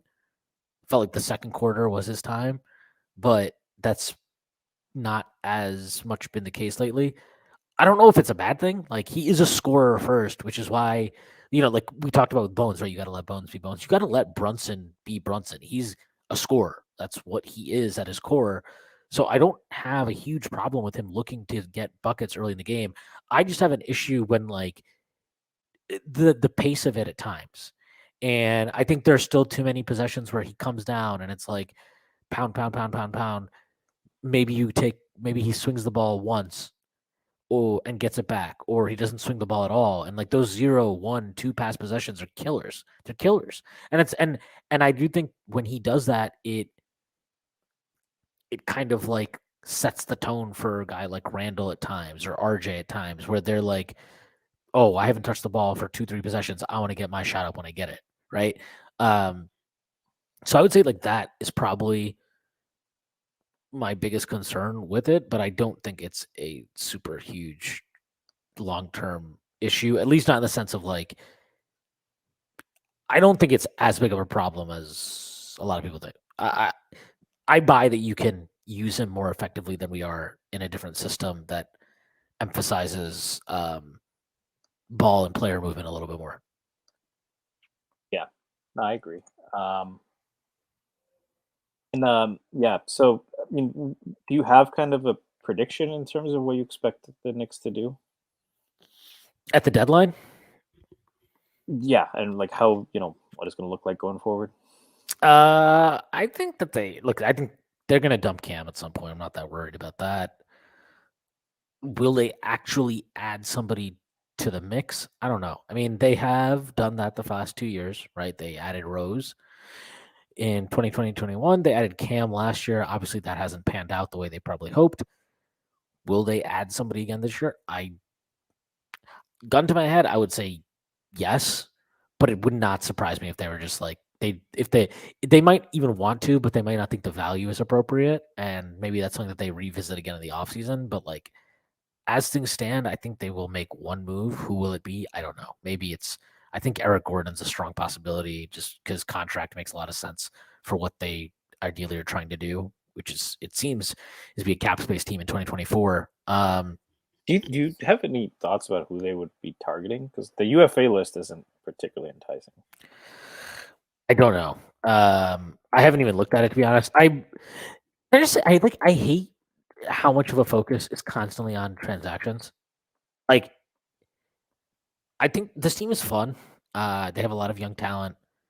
We've talked about quickly a ton on here. We've talked about RJ's improvement, and I wish we could focus more on those things and talk about that than like feels like so much discourse is about the Knicks got to trade for this guy. They should trade for this one. They should, and I'm like I don't give a fuck. Like I don't care about OG Anunoby. Is that okay? Am I allowed to say that? Am I allowed to not give a fuck about this fucking guy who's never made an All Star team, will never make an All Star team, and whose main fucking positive attribute seems to be that Masai Ujiri, the most overrated fucking GM outside of Danny Ainge, drafted him. I don't know. Apparently, I have to have an opinion on this, and it's like, whoa, you don't want to trade stuff for OG? You just want to hoard all the picks? It's like, no, I don't want to hoard all the picks. I just don't really give a shit about OG Anunoby, and I don't view him as a star. I don't want to give up a star package for him. And if that offends you, you can go fuck yourself. Like, I don't know. I just don't care about OG Anunoby. He's a fucking guy. He's a jag as far as I'm concerned. He's like a decent player, but we're talking about a 3-and-D guy who can't put the ball on the floor, who can't pass for shit, who is arguably one of the most boring players. Go watch his fucking House of Highlights shit. It's like watching really you want to go watch like 6'8" jacked Courtney Lee play ball? Get the fuck out of here. Like I'm sorry, nothing about his game excites me. I have a lot more fun watching a guy like Emmanuel Quickly on our team. I have a lot more fun thinking about like, well, if Quentin Grimes can do this shit right now, what can he do in a year? What can he do in 2 years?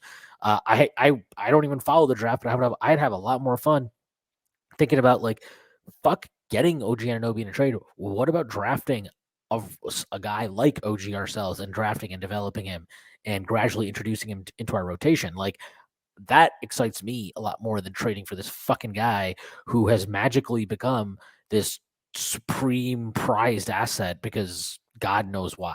I have no clue why. I don't know how it happened. I don't care how it happened. I don't give a fuck about him. I don't give a fuck about the Raptors.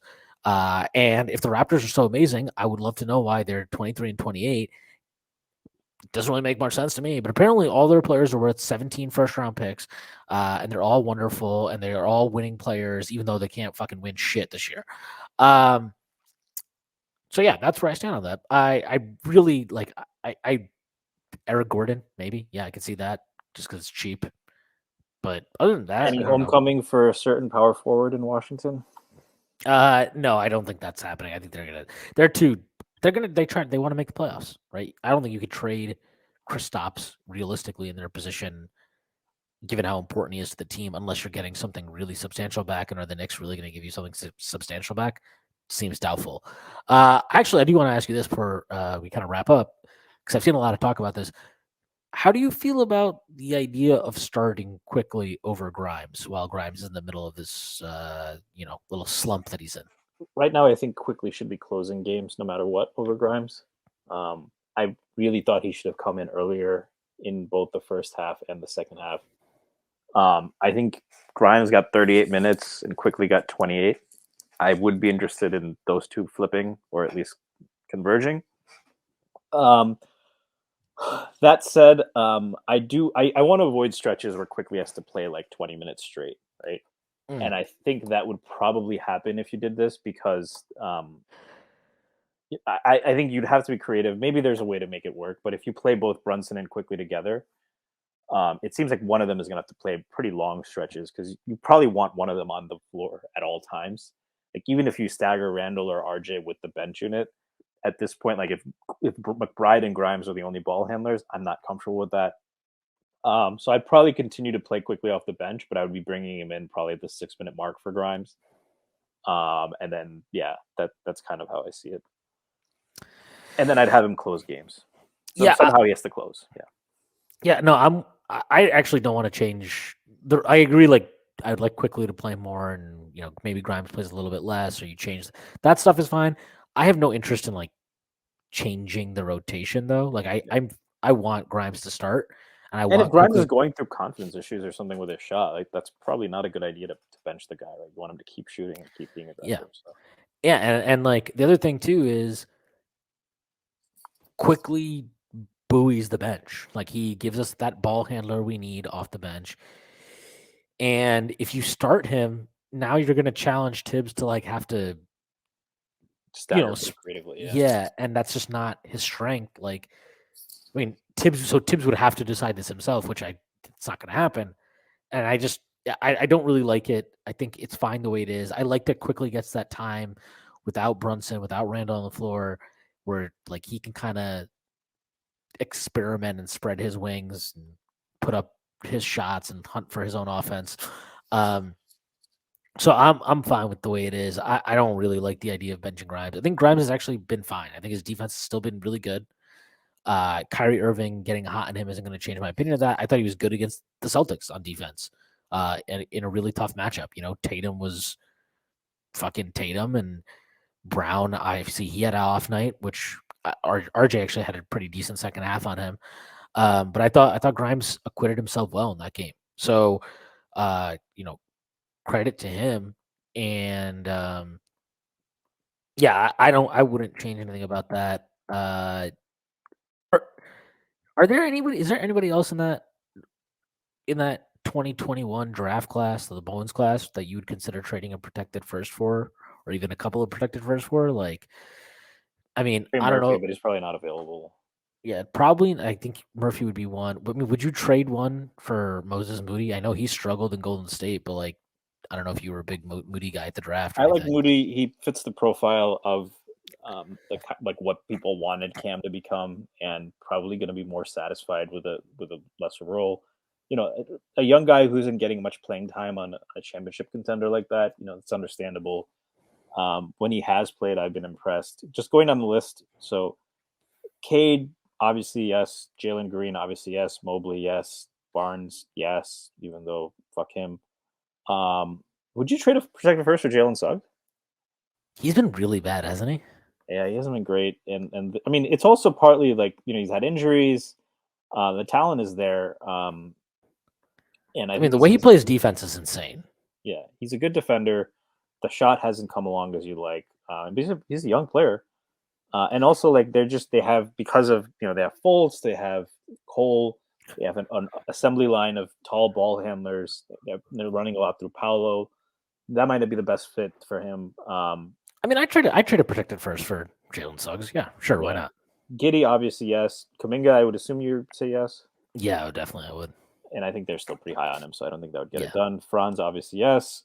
I would not trade one for Davion Mitchell. I don't think he makes sense for us.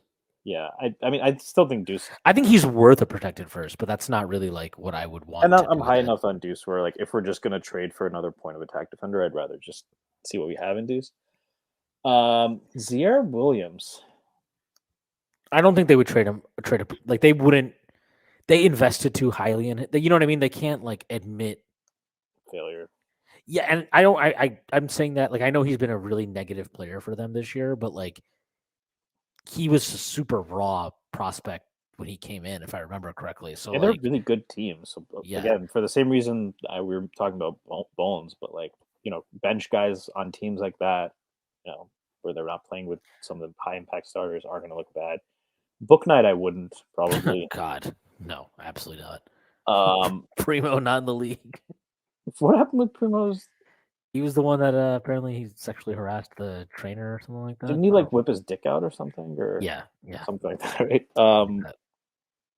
And then you had Duarte. Duarte is an interesting one because he's actually available, or he's been rumored to be available. The Knicks were really into him before the draft. Seems to fit kind of the 3-and-D profile that you'd want. Even though he's having kind of a down year this year. That's an interesting one, I think, to discuss. Duarte.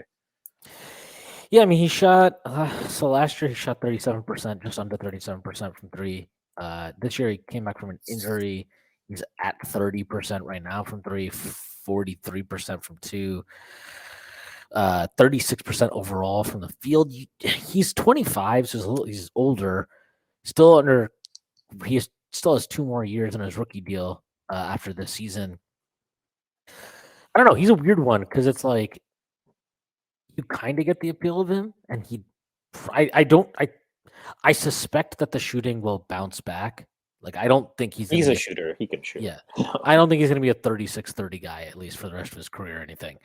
Um, but like, what is ultimately the value of all of that? I don't know. I mean, he's a 3-and-D player, right? So, I mean, I mean, he's like Grimes a little bit, but he's bigger. yeah. I mean, I'd probably be okay giving up a protected first for him. I don't think it's like a bad deal, but I'm probably a little less. I know, like, I think Prez still is a believer. I don't have strong thoughts on him in general, but like He's also getting squeezed out a little bit just because of how many shooters they have. Matherin's obviously been huge, so Nemard. I mean, they have a bunch of shooting, so like it's not a bad one. I mean, I would be if I saw that pop across my timeline, I wouldn't be like, oh my god, what the hell are the Knicks doing? I would probably look at that and be like, well, yeah, makes sense. we talked about Moody. The next is Corey Kispert at the 15th pick. I would probably do that, but I don't know. Yeah, I'm not in love with any of like the Wizards wings. Shooting Like him or Denny. 41% from three this year, 41.4% from three. It's pretty interesting to me. But yeah, I mean, yeah, I guess I'd say I would do it, but it's I not mean, a like shooting special. I mean, they do need shooting. Shengun, are you a Shengun guy? I mean, I actually love watching him play. I know like he's getting a little bit too much Twitter hype probably, but he's just a fun player to watch. yeah, he's pretty fun. I think they'd be best served letting him do a lot of the half court playmaking, initiating, He's their whatever. best passer. Yeah, Like legitimately. he's probably the only guy that actually does pass on the team. So, yeah, I mean, I would definitely trade a protected first for him. I think he's probably close to untouchable though. Right Yeah, yeah. I mean, I think Jalen Green. I'm higher on Jalen Green than a lot of people, but he's a bad player right now, and Shengun is probably their best young guy. He's good for Jalen Green. Actually, the biggest problem is they just got to get rid of KPJ because he's terrible. Yeah, I tend to agree, and I also think whoever they get in the draft is going to help. Somebody was weirdly saying like, I don't think Wemby and Shengun fit well. No, Larry Israel and I had a discussion about this, and he was like, I think that would be fucking fun as hell. Shengun and Wemby. Well, he would probably help cover up for the fact that Şengün is absolutely terrible on defense. Yeah, and Shengun is probably going to be is better served defending post players. Like I don't think he just doesn't have the foot speed and kind of the vertical athleticism, but he's a good stocks guy. And Wemby, that would protect Wemby from having to defend. Like I don't think you want him defending Karl Anthony Towns or Embiid or anyone as a rookie. Yeah, definitely not as a rookie. But I do think Scoot would be interesting there. Scoot would be interesting. The Thompson twins just help them much needed wing defense. They'd be fun with Jabari. It's an interesting place where they're a really bad team, but he's definitely a bright spot. I don't think he would be available for like less than multiple unprotected picks. Murphy, we talked about. Trey Mann, I probably wouldn't trade a protected first for. He's like definitely got some intriguing abilities, but we're this unsure about Bones. Like Trey Mann is basically a worse version of that. So yeah, they're oddly somewhat similar. I like Trey Mann as a prospect though, so if they did it, like I wouldn't hate it. But I think quickly has solidified himself as like the point guard nominally off the bench. And I don't love playing Trey Mann off ball and like to your point about defense, Trey Mann, if I remember correctly, he's got like a 6'5" wingspan. yeah, so it's not even the case with Bones where you think like there could be like a defender in there. He's just Yeah. really physically limited. Yeah. Yep. So I would probably pass on that, even though I do like Trey Man's offensive game a lot. Kai Jones, No. no. Jalen Johnson would be intriguing. I like this talent. If you're gonna use Obi in trade and you just want to reset that kind of like forward position a little bit, that would be interesting. I don't know why the Hawks would do it. But yeah. Keon Johnson, I would say no. No. Isaiah Jackson, that's interesting. I know Craig's a huge Isaiah Jackson fan. I don't think he's been very good this year. It's a weird spot though. I think his minutes have been up and down, and then like he's played with other bigs. It's a weird little spot. I would probably say no because I just don't like. He's basically a rim running five. Like that's his. He's flashed a jumper though. He's shown like a little bit more of a skill set, and he's very mobile. So he is really mobile. But I mean, like if they can find fucking Jericho Sims at 58, I'm fine. Yeah, and there's a few guys who have like Usman Garuba probably isn't being deployed correctly. In Houston, he's next. That's why I mentioned this. Yeah, I wouldn't. I think he would be worth the protected first for a team, but that team is not us. Yeah. I still believe in the talent. I think you had to put him in a very like if I mean the Wizards don't have a first round pick to trade right now, but like he would be interesting next to KP. I'll put it that way. Yeah, you'd probably want some better shooting next to him. Josh Christopher, not in love. Dude, I just looked this up because this is kind of like when I was looking through this. He is shooting, okay, this year. It's not a huge sample size, but he's shooting 15.2% from three. That's on 33 threes. But for his career, he's taken 222 threes now. He's shooting 27.5%. Like, I don't even know what the hell Deuce is shooting. Deuce is probably shooting worse than that at this point. But like, no, I'm not trading a fucking. We already got one basket case on this team from three. Like, I don't need a second. I'm good. And for what it's worth, I do think Deuce is gonna like the form and everything is fine. The shot looks better to me the last 3 or 4 games. I just need him to start making some. Yeah, it'll come. And then we get to an interesting question. No. The next pick in the draft. So Christopher is 24th. The 26th pick was a guy we talked a lot about, Bones Highland. The 25th pick. What do you think Quentin Grimes' trade value is right now in terms of picks? Do you think he could fetch an unprotected? He'd probably go top 10 in a redraft. I think he'd go. I think he could get you an unprotected pick, but it would be an unprotected pick from like LA or something. Yeah, it'd be like fucking the Milwaukee Bucks pick or in 2029 or some shit like that. Like I don't know. You're not going to get the type of pick that you're looking for. It's just too hard to match like his value to the Knicks versus what a team would want to trade for him on the open market. But I do think he's worth quite a bit. Yeah. And then Bones we discussed. I just am not a huge fan of Cam Thomas. Yeah, I'm good. Springer is interesting. I think the Phillies it's a tough place to get minutes, especially with how Maxi's looked. I probably wouldn't trade a protected first for him, but I'm a Jalen Springer believer. I liked him a lot before the draft. And I think when he gets a chance somewhere, you'll see him down the road as like a steady veteran ball handler. Yeah, I agree. And then Daron Sharp wasn't super impressed on Saturday. I like Sharp, but like I'm not trading him. No. Santi Aldama has been decent I would. in Utah. What? I would trade a protected first for Santi Aldama. Yeah. Then going through this, there's like Jeremiah Robinson Earl probably. I don't think OKC would do that. Okay, Herb Jones, yes.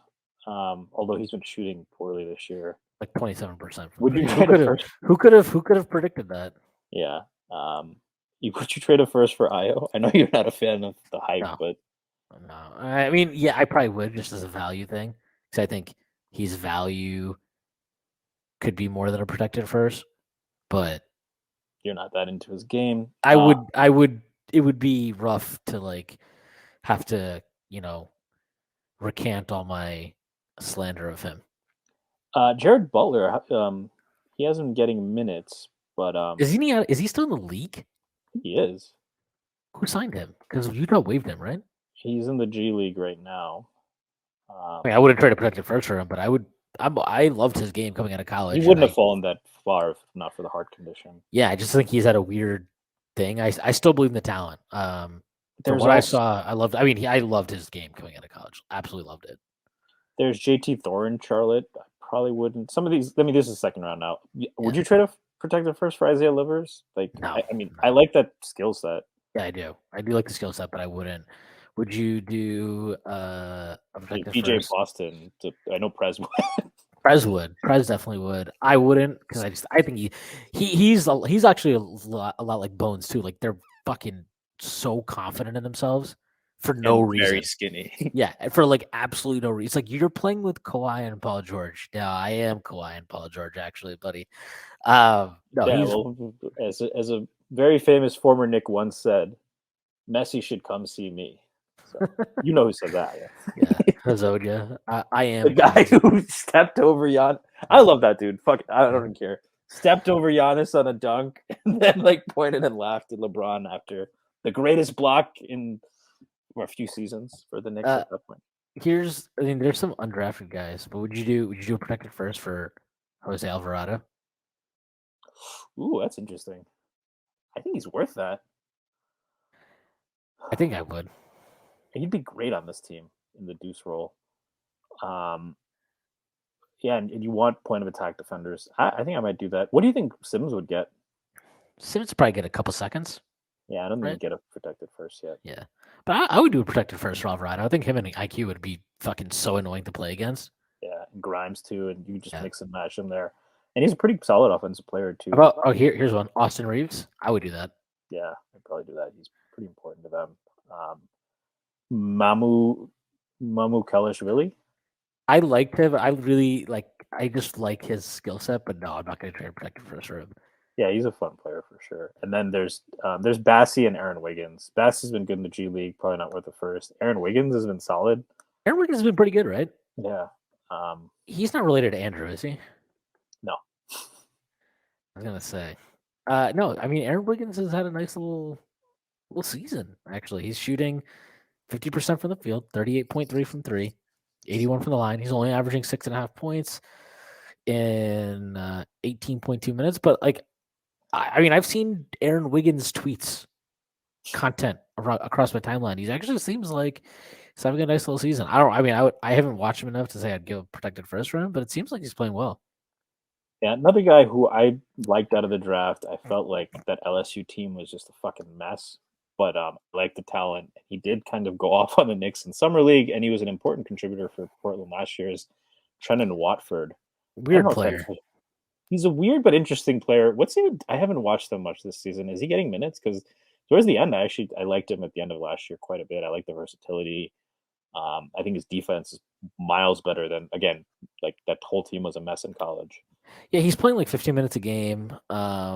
Skilled passer, like Yeah, there's definitely something there. It's just like it's really weird to judge some of these teams and like get a read on these players. Like, I mean, I wouldn't try to protect the first for him, but if like the Knicks were like, hey, you know what, we like his size, we like him on the wing, let's give him a couple seconds. I don't think that's awful.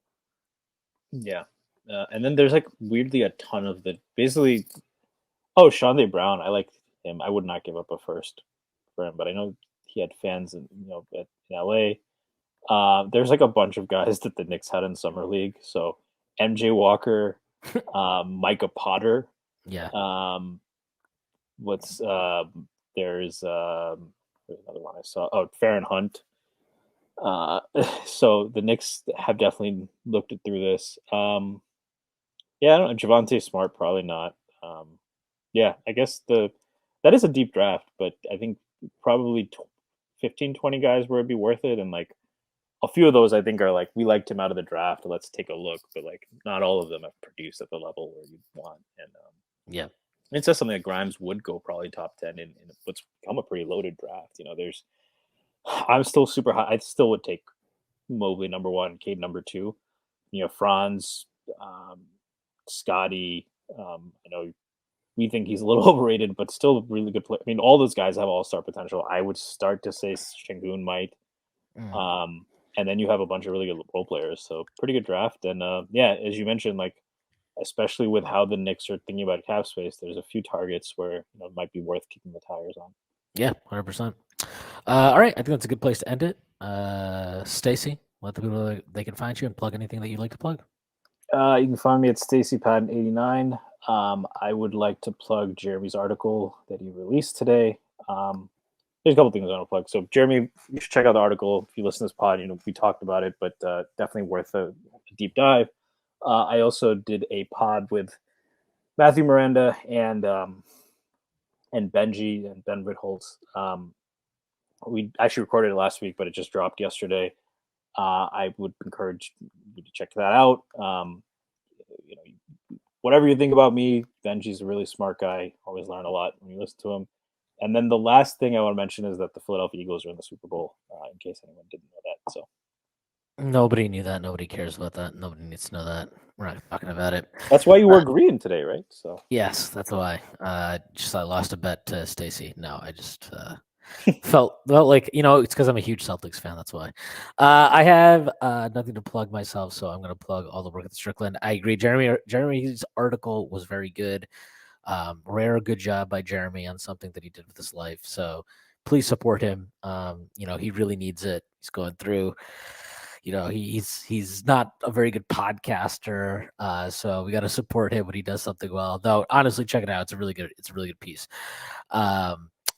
Yeah, check out all the stuff we're doing. Rundown with Sam and Tyrese and Jeff. Check out the merchandise. We're putting out new stuff pretty soon, so check out the store and be on the lookout for that. Other than that, I guess I don't have much to say. I will plug the fact that the Knicks beat the Celtics, and that was awesome. And back-to-back big wins, right? Celtics and Cavs. Yeah, those are great wins. So really good week. And I know that losing to Brooklyn sucked, but like you go 2-1 during that stretch, I think you should be okay with that. Especially given the kind of defensive lapses we had seen in Mitch's absence. So encouraging 3-game run, I thought. And I would recommend, this is what I did, if you're gonna watch the Nets and Knicks, or generally any game where Doris Burke and Reggie are on the call. Oh yeah, mute it. Doris Burke is good, but not when she does the Nets. I would mute it, so that'll help you enjoy the game more. Yes, I agree. All right, that is our pod for today. Hope everybody has a great week, and I will see you on Friday.